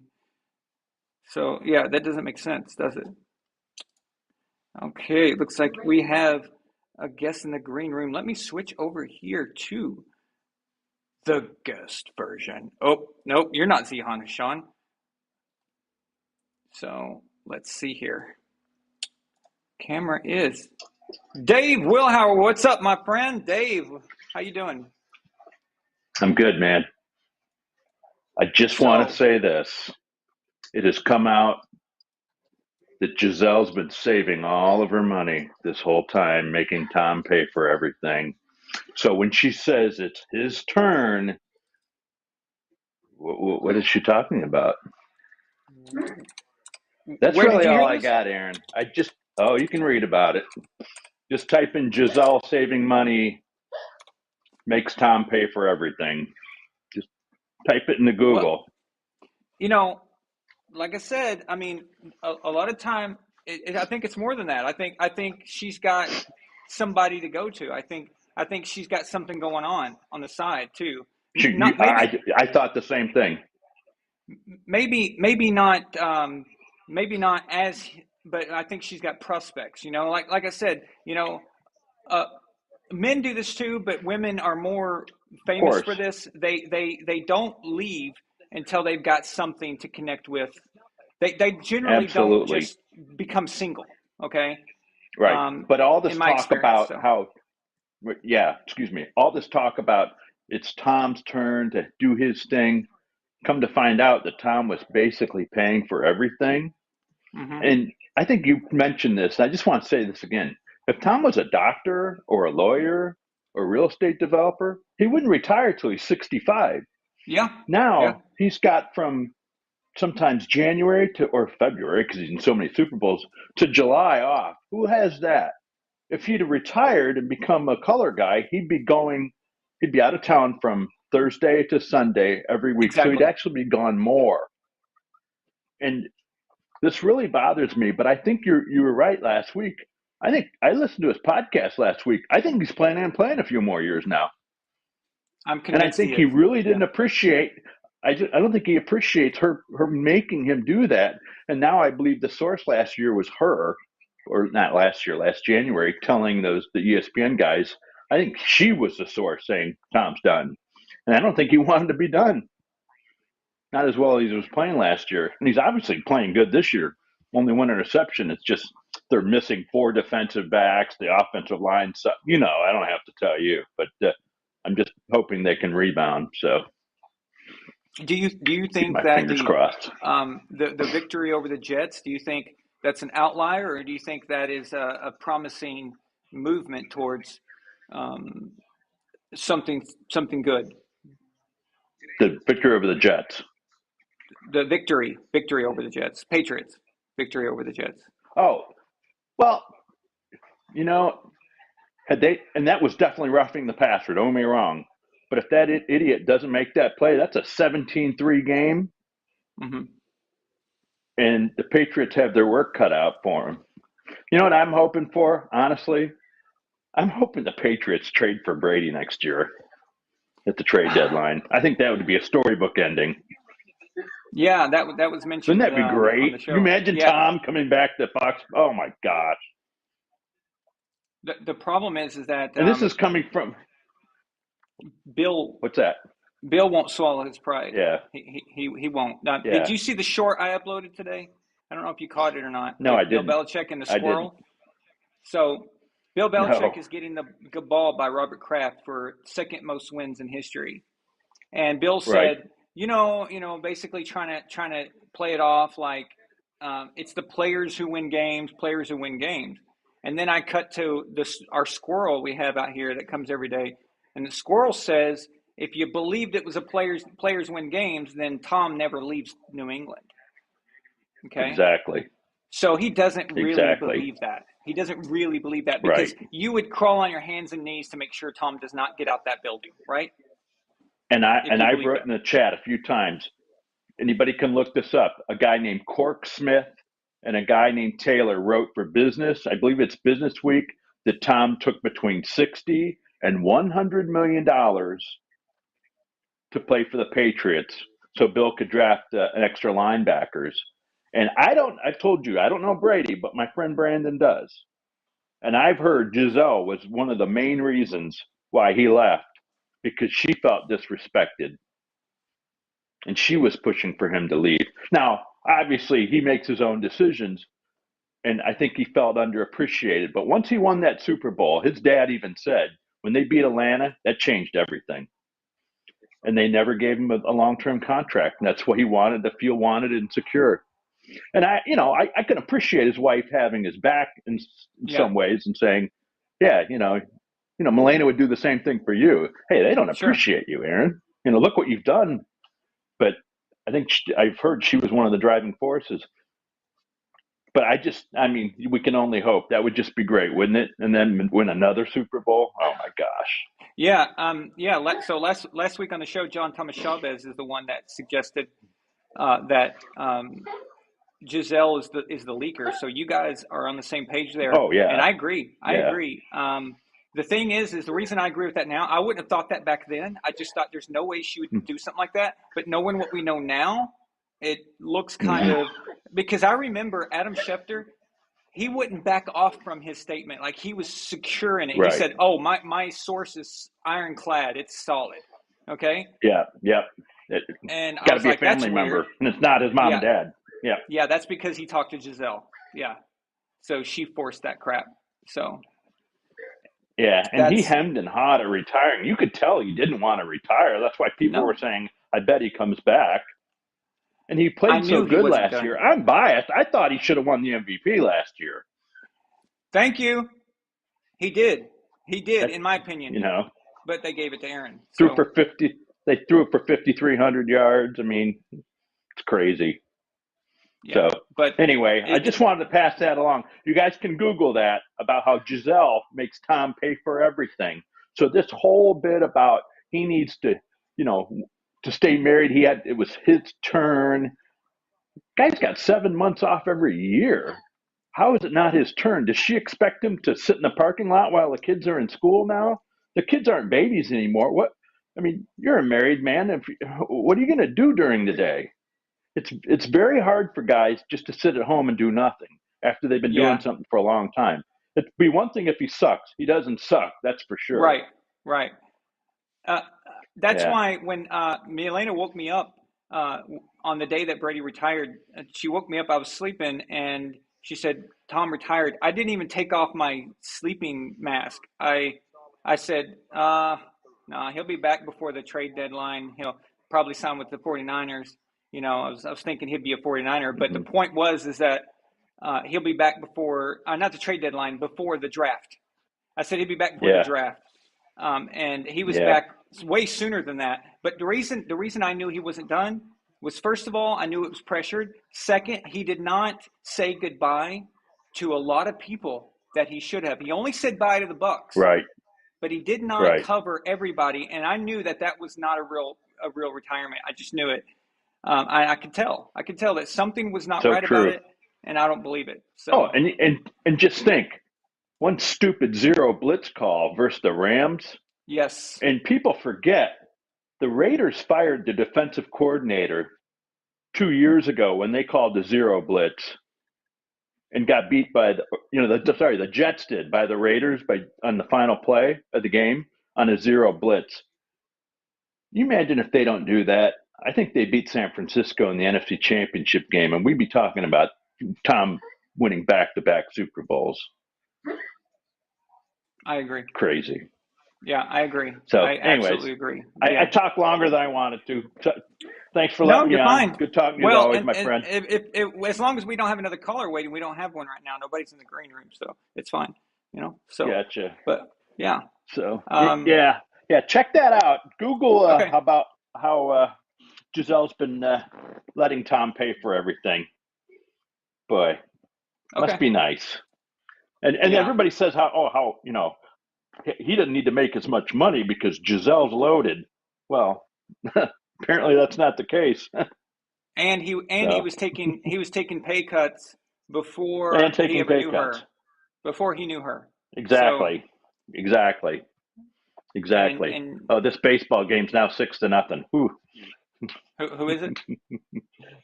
The World Series is 6-0. It's not worth watching. Oh, who's in the World Series? It's the Phillies and the Astros. And who's up? And the Phillies 6-0. What's the series?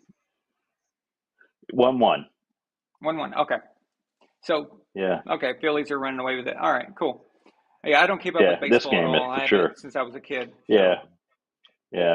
Only playoffs I care about. You're from Arkansas originally, right? Yeah. What did you have a team as a kid? Yeah. For baseball at all? Oilers. Cardinals or Houston football? As far as football, football, it was the Houston Oilers, and The Patriots. I like the Patriots because my dad liked the Patriots. Patriots. Yeah. So he liked Oh, their that's logo. cool. He liked the Boston area. He loved the history and stuff. So I paid attention to them a bit. I loved it when they got Drew Bledsoe. That really turned me into a fan. My brother loved Drew Bledsoe too, and all that. So, but Interesting. it was Oilers for a Well, while, and yeah. I'm a Michigan guy, so I saw Brady play 4 times in college. And so when Wow. Bledsoe went down, I was telling all my college buddy, I'm like, this guy Brady is legit. And I think he went in the 6th round because everybody was in love with Slash. Slash Cordell Stewart was all Yep. the rage, a running quarterback in Yep. 2000. And if Brady doesn't run that 40, he's taken 2 rounds earlier. But he ran that slow floor 40. But he landed in the perfect team because he's an ultimate team player. And he and Belichick were great back then. And we saw what happened. And you and I both know they should have won more Super Bowls. They got very Yep. unlucky. So Yeah.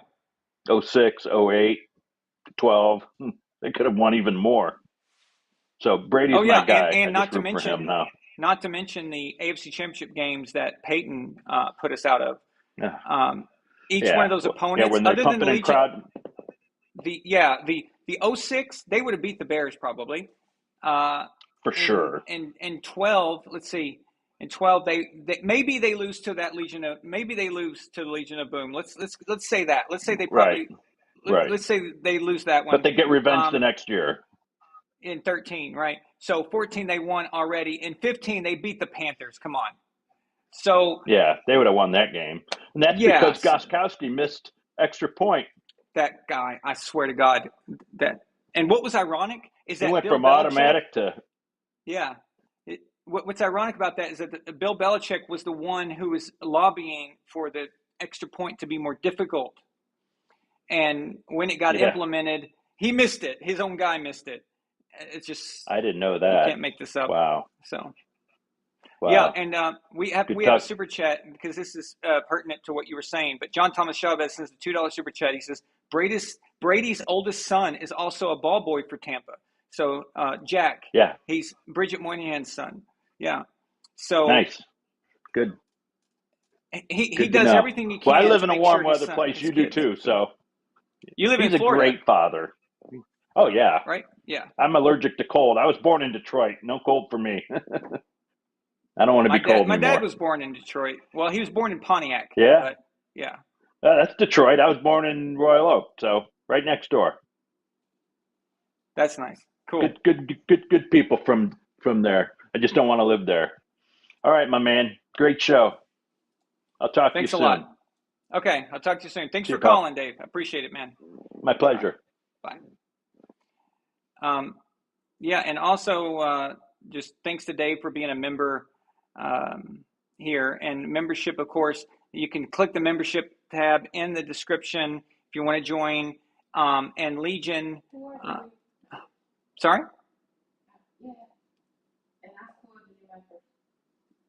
Yeah.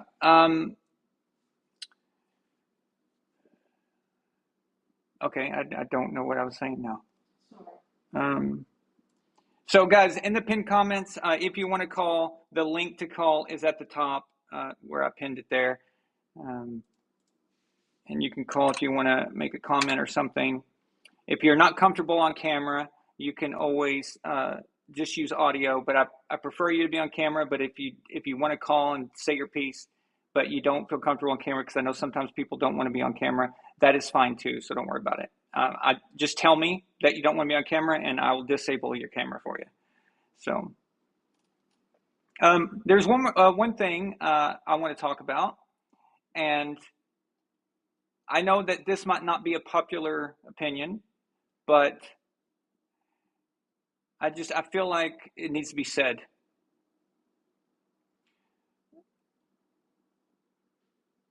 First, I'll say this. I don't think that NFL players in general, there are a few that are good, but I don't think NFL players make good podcasters.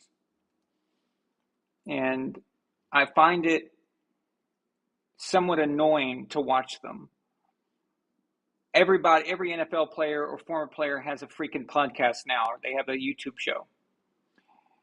And they, because of their status, okay, because of their status, they are able to get big interviews with big players that people like me and other indie guys can't get, okay? Which is, that's fine. I mean, but the problem is that when they get them on, they ask them stupid questions. They say stupid things that don't mean anything. You know why? Because they are NFL players themselves. They know these questions. They know the answer to these questions. They don't think like a fan. They don't ask the things that fans would want to know. So let's say you're a wide receiver and you're interviewing another wide receiver. You already know what it's like to be an NFL wide receiver. So you're not going to ask those questions. You're going to ask him about pizza. What's his favorite pizza? Or some stupid junk like that. And this is happening quite a bit. Now, like I said, there are a few that are really good and they get it and they understand this. But the vast majority of them are terrible at their job. And just because you can do something does not mean that you should. And they get these big interviews with big dudes, famous other players and things, and they just squander it. They just waste it. They don't ask any questions that are relevant. I've just noticed this trend, and it's really just kind of getting on my nerves. Dave Wilhauer, thank you, man. Dave was just on. He sends a $5 super chases for the Empire. Don't forget that. For the Empire, baby. Hell yeah.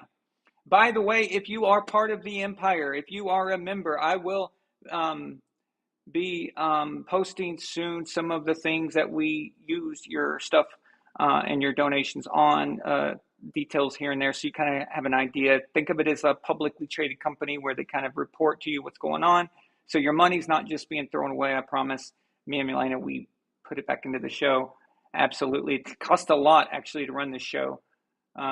We end up spending more than we actually bring in just to keep the show running and keep it good quality. All these little things that we do, the software that we use, the broadcasting, the advertising, all those things get very expensive. And also, if you are a member of Legion, we need to have a Legion call soon. I want to get that going. And we also need to have a members only Congress. We need to get together and talk about the state of the Empire for that as well. And let's see, we got another super chat from Elf of Courage, a $5 super chat. He says, just to let you know, Von Allen, I won't be here Friday night because I'm going to another high school home game. I do not have a show on Friday. I have a show on Saturday, actually. It's usually on Saturdays, but if it's on Friday, it's only because I had something going on. So you won't miss it at all, Elf of Courage. But it'll be Saturday, but high school football is fun to watch. So thank you for the super chat, my friend. Israel sends a $2 super chat. He says, thoughts on Brady's Let's Go podcast. I like it. I do like that one. But see, the thing is, Israel, is that thing is led by Jim Gray. So a journalist, a guy who understands and asks the right questions. Okay, so Larry Fitzgerald and Tom are answering but he's the one that kind of moderates it and keeps it going. My problem is where the player is the moderator. He is the host, and there's a lot to be desired there, and they just don't say it. But that leads me to an opinion that's probably, like I said, there was an opinion part of this that may not be too popular, and that's fine. You don't have to agree with everything I say. That's how this works, But Pat McAfee is actually getting on my nerves, to be quite honest with you. So I know I've complained about him before. So just a second. I've complained about him before. Little things here and there. I do watch his show for the Aaron Rodgers interview. They could not, blow him a little less when he's on and just interview him, but that's fine. But I watched that for Aaron's interview, not for Pat McAfee. But what bothers me recently about Pat McAfee is recently he did an episode where he bitched about the NFL. Now, what happened was the NFL sent them a cease and desist for using the logo, the NFL logo, and mentioning in their branding and on the show. Like I've got the NFL logo here, okay, on top here. The NFL wanted them to stop using it unless they paid a licensing fee. So Pat has got this good thing going here where he's got everyone convinced, all of his followers, that he's an independent, that he's indie. Okay, he is no indie, not even close, never has been. Okay, the moment he left the NFL, first of all, your NFL status gives you connections to Peyton Manning and Aaron Rodgers and all that. So no, you're not indie. Okay, but then he goes to Barstool Sports, which is a big, large sports company, and then he finally converts to his own thing. The dude just signed a contract for $120 million with FanDuel, and that's just one of the sponsors that he's got. But he's complaining that he has to pay a licensing fee to the NFL. Well, he already pays a $4 million licensing fee for NFL highlights and things like that. This is perfectly normal, okay? This is going to be one of the rare times where I defend the NFL. So for people like me, if I use the NFL stuff, I want to give you guys a little insight into YouTube and how it works. When you guys see me using a replay or NFL play or something like that, I'm being charged for that. And what I mean by charged is not charged, but it's probably a wrong thing to say. They're being monetized. So the NFL makes the advertising dollars, not me. And the reason I don't really complain about that is because it's totally fair game. I'm using their product to promote my show, and that's what we talk about. Without the NFL, I wouldn't have a show, right? But without me, the NFL still goes on. So I'm the one that needs them. So I find it perfectly fair that they monetize the NFL highlights. Now, what they could do is do something really awful, which is not let me use their stuff, and then I get a copyright strike. Imagine if I couldn't use the NFL anything, if I couldn't use the NFL's highlights, if I couldn't use any of that, I'd be screwed, right? I mean, it would just really lower the quality of a lot of my documentaries and videos because you got to show that stuff. But no, they let me use it and they just monetize it. That's fine, all right? But to watch Pat McAfee whine and complain where they make up their own league names, they took it too far, actually. The NFL didn't say they couldn't talk about the NFL. They just said don't use the logo and the advertisements unless they pay the licensing fee. You have to look at this from a marketing standpoint. If Budweiser has to pay for the logo, if ESPN and Fox News or Fox Sports has to pay, all these big companies have to pay. They don't whine about it. They just pay the fee. Pat is not an indie. And up until now, they didn't say anything. So they finally said something to Pat, and he's whining about it. The license fee is probably like $1 million or something. That's nothing to Pat, all right? He makes that like that. No big deal, okay? But he's whining as if he's an independent. And then all of his people in the comment section are like, yeah, they're trying to stop Pat McAfee. Boo effing who, okay? And then he had the audacity and the arrogance to say they should be giving it to me for free because I promote their league and I cover their league. Well, actually, Pat, you're making money off the league. And not only that, Pat McAfee could disappear tomorrow and the league wouldn't notice. Okay? The NFL would not know the difference and it wouldn't affect anything. It wouldn't affect their sales. It wouldn't affect ticket sales. It wouldn't affect viewership. It would affect absolutely nothing if Pat McAfee disappeared tomorrow.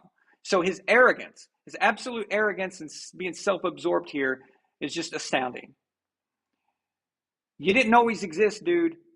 No one cares, okay? The NFL doesn't care, so they don't need you. But he actually said that. But anyway, I'm getting very annoyed. Me and you guys saw Adonis on the show the other night, and I've had other independents I work with and stuff like that. We work very, very hard. Okay, we work extremely hard from the ground up. You guys have no idea what it takes to run a channel and get subscribers. It's very, very difficult. So for him to come along with millions of dollars and his hookups and then whine about it, whine and complain and say that, oh, I'm being mistreated and how dare the NFL do this. Well, it's a bit pathetic, actually.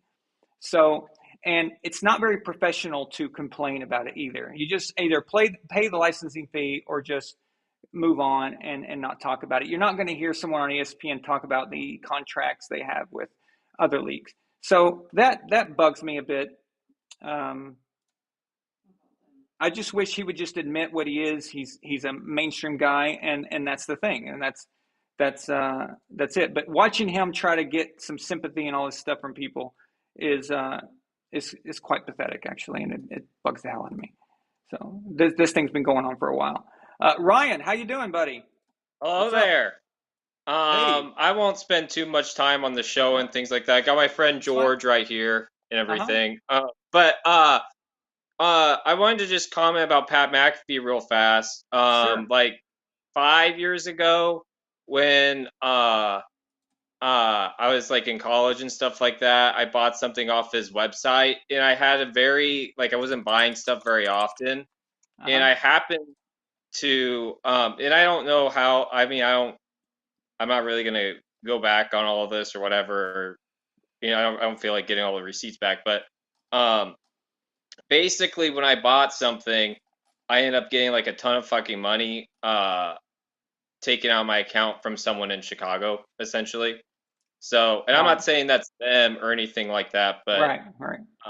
But I'm just saying like at best there was a security flaw on their website when they did that.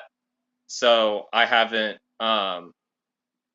really respected the brand very much since then. So I just wanted to throw that in there as well. I know it's just one person saying something, but but do you have you picked up on this idea that he's pretty greedy, actually, and kind of cheap, actually? Like it's very weird. I pick up on that a lot. And as far as the dynamic between him and his guys, they have a lot of inside jokes and a lot of things between them that I have no idea what's happening. Like I feel like I'm the idiot left out. Like I'm like, what are they talking about exactly? It's like if you walk in a room of fourth graders and they're talking about like fart jokes and stuff, pretty much.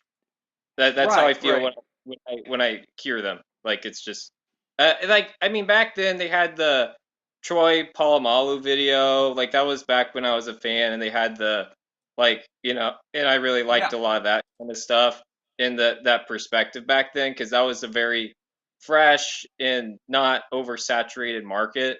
But now everyone's doing it, and I don't know, it's just not. He just kind of being really greedy, like you said, and things like that too. So and he was just shilling the shit out of those. Oh, sorry, I shouldn't say that, but he was just shilling those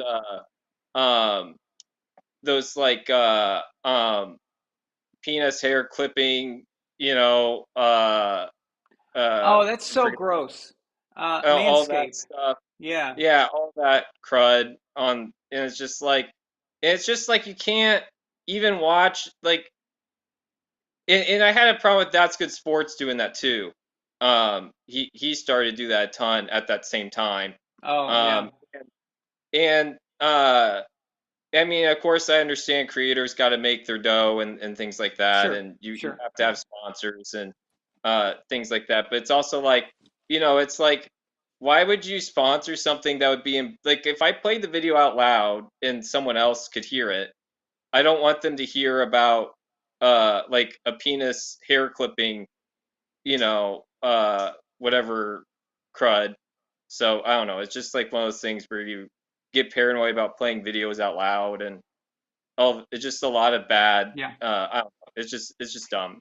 So that's just me. Yeah, I know exactly what you're talking about. Yeah, and see, Brandon, as far as Brandon goes, he's an indie, and so it doesn't bother me as much as it bothers me with Pat, because Pat is got a huge following. The reason I haven't mentioned this really before too much is because it can come off sounding like I'm being petty, because I do that, and he's successful, so it sounds like I'm being kind of like mad at his success or whatever, and that people can think that it's not that at all. It's not that at all. Like I had Adonis on here. I think he's a good dude. He's got 600,000 subscribers, and he's he works hard. He puts out, he's working constantly all the time. But he's very Pat, talented. yeah, and Pat acts like he's an indie. Like, oh, I'm struggling. We don't have a budget and all this. He's still trying to pretend like that's his deal. Listen, we can't get Peyton Manning on our podcast like he can. Okay, we can't get Aaron Rodgers to come on every Tuesday, courtesy of AJ Hawk. All right, we can't do that. So, at what point were you indie? I would like to know. You know what I mean? So yeah, I just weird. wanted to go over some, some business practices that I've experienced with them and things like that. Yeah, cool. Thanks for telling us.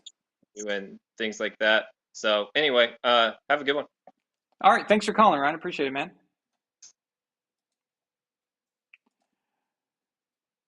Yeah, I noticed you guys mentioning something a while ago. Let me go back here.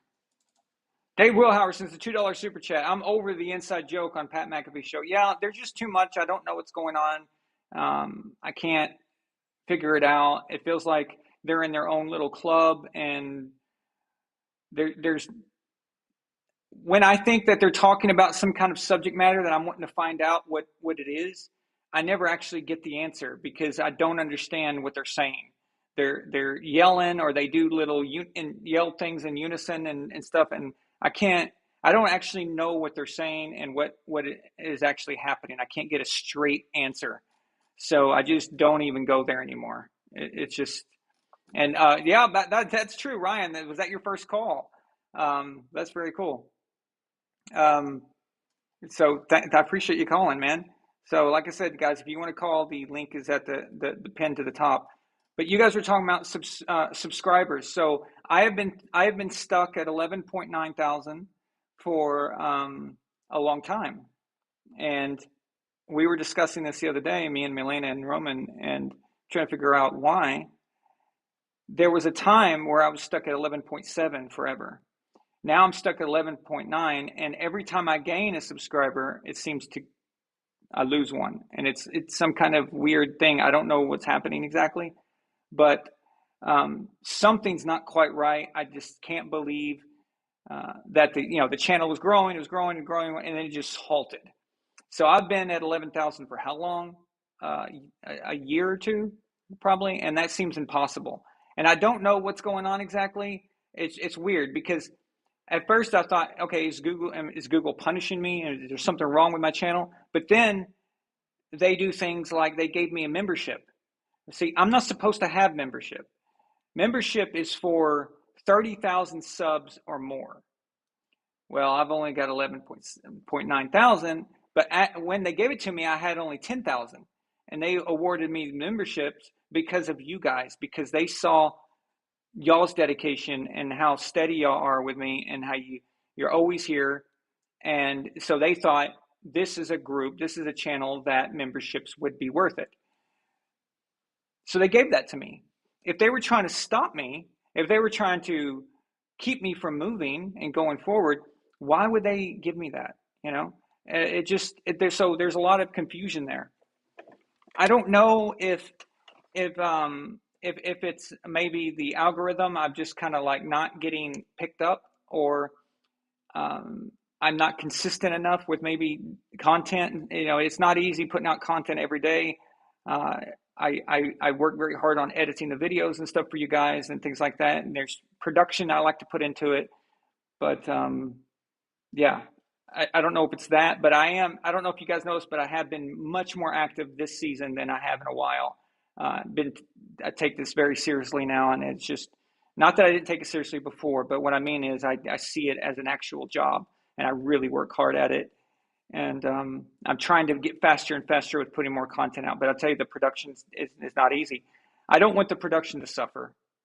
But I've got to find a middle ground. I can't be too precious about what I'm doing can't be too perfect about it all the time. I'm going to have to pull back a little bit in order to get speed to get it out there. So what you guys can do to help, if you would like to help me get to 12,000, because I'll be honest with you, I'm just sick of seeing 11.9. I'm tired of it.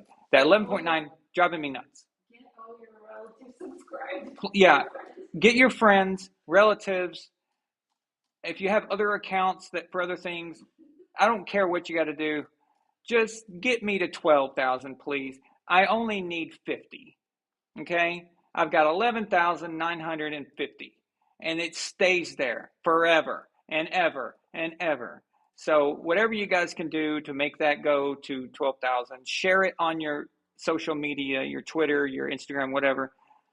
That would be so helpful. Okay? It's just, yeah. Yeah, Eva Courage says, meanwhile, Von Allen opens his live stream with a broadcaster and former Patriots player, but Von Allen is indie. Wouldn't you like to know how I pulled that off? Okay, and it's not because I'm friends with him. So you can probably figure that out. So.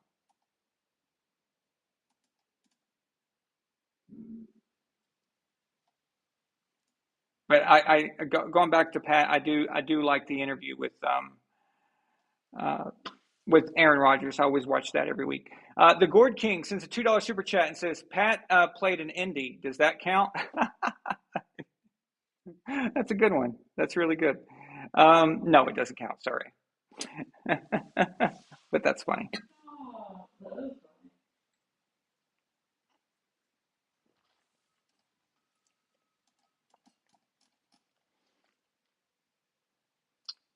Oh, I know you were joking, Up Courage. I was just saying though, but it's true though. I knew you were kidding, but I mean, but still, on a side note, what we have to go through as Indy to get things like that is not easy. So it's as where Pat just calls up, hey, he played with Peyton Manning for what, a decade? Hey, Peyton, will you come on the show? Yeah. When Peyton was inducted to the Hall of Fame, when Peyton was on his way to the Super Bowl to go out there in the Hall of Fame thing and be recognized, he calls Pat McAfee. Pat is on ESPN all the time.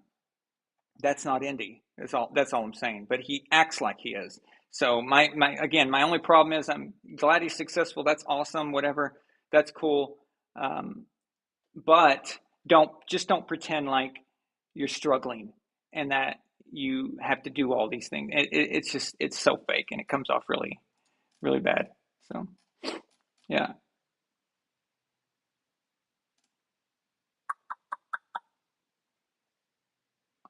I've never watched Logan Paul, actually. I know his brother is a boxer. I saw him box the other day against Anderson Silva, but I've never watched his shows or his YouTube thing. But is he pretty good? You said he's the GOAT. If you're serious, if you're not joking, I'll check it out. So.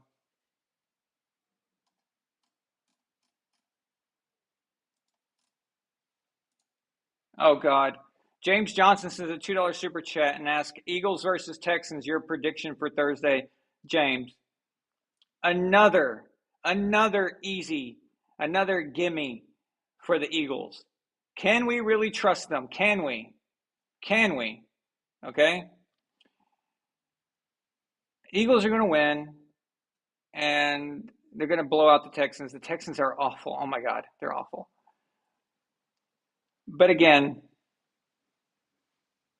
does it? I don't know. I with the Eagles, I get the vibe of that Pittsburgh Steelers team that went like 10-0, 11-0 a few years ago. You guys remember that? And they just all fell apart. That's the vibe I'm getting here. I don't know how you guys feel, but I'm just not convinced yet. So, thank you for sending that, James. Appreciate it, buddy. Yeah. So, all right. Okay, I guess if nobody is going to call, I guess that'll kind of wrap it up for the night. Unless there's anything else you guys want me to cover. anything historical you want to talk about, whatever. So that's fine. But yeah, it's I hate talking about the ins and outs of YouTube and stuff, but sometimes I've got to mention it because it's just I'm getting kind of frustrated with that the sub thing. It's just driving me nuts. But yeah, I don't know. I think I just need to be more consistent, and it would help it. So you figure out a balance. Like Gord King said, he's got he does his channel now and works a full-time job, and it's not easy. So I I have a lot of good plans. Me and Milena, we have a lot of things planned for this channel to help grow it and help get more exposure. We have some great ideas.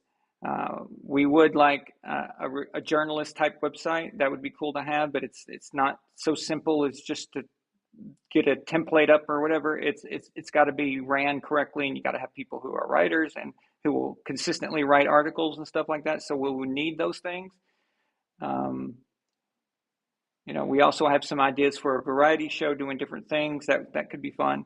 So we have a lot of stuff on our plate that we think would expand it and have a lot more impact in that case. So, okay, thank you guys so much. I really appreciate y'all. Thursday night's game, it's going to be a blowout. Not much to say. One more thing. Do you guys enjoy live broadcasts? And I mean, what I mean is during a game. Do you guys like that? Is that something that we should try? Or do you not?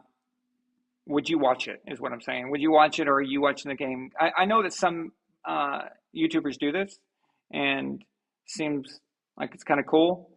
So what it would be is, let's say I'm watching the game, but I'm also talking about it as it's happening. I don't think I can broadcast the game. I think that would shut down the stream, but I can put the score and we can talk about it or whatever. Is that something you guys would want to watch? So yeah, let me know there. And if you're watching this later and not live, comment in the comment section and tell me what you think. So I'd like to get a feel for if you guys wouldn't watch that. I think it might make the bad matchups a little more fun. So like Thursday night is the Eagles and Texans. That's a boring matchup. But it could make it a little more interesting if we're all together talking shit, right? I mean, if we're just having a good time, talking about different stuff, whatever, it could be fun. It could make it not so boring. So,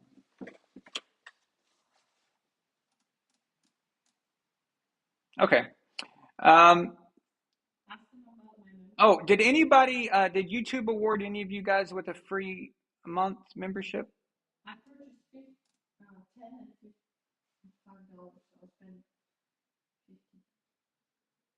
Yeah, Dave. Yeah, that's a problem that we ran into during the playoffs. Now, you guys know that I've done the playoffs a few times, but that is an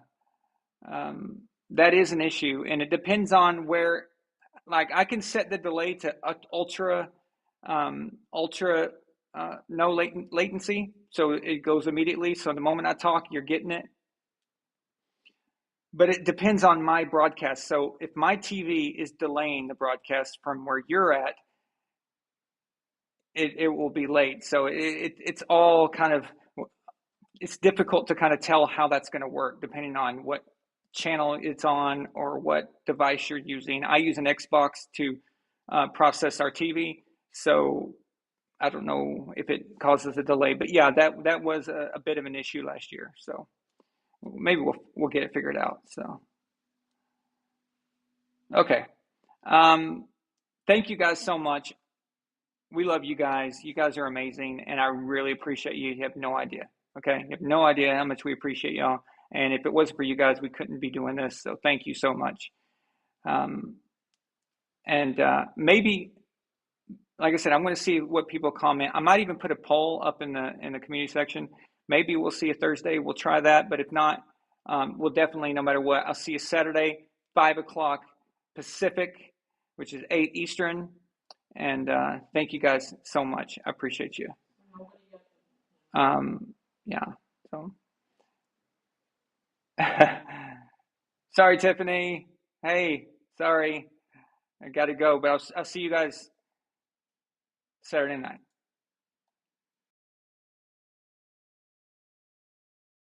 Flag on the play if you're not subscribed to Von Allen Sports. But once you are, we'll make it up to your team in the fourth quarter. You're watching Von Allen Sports, real and honest NFL analysis. Subscribe now and join the empire. Von Allen Sports, let's go. Von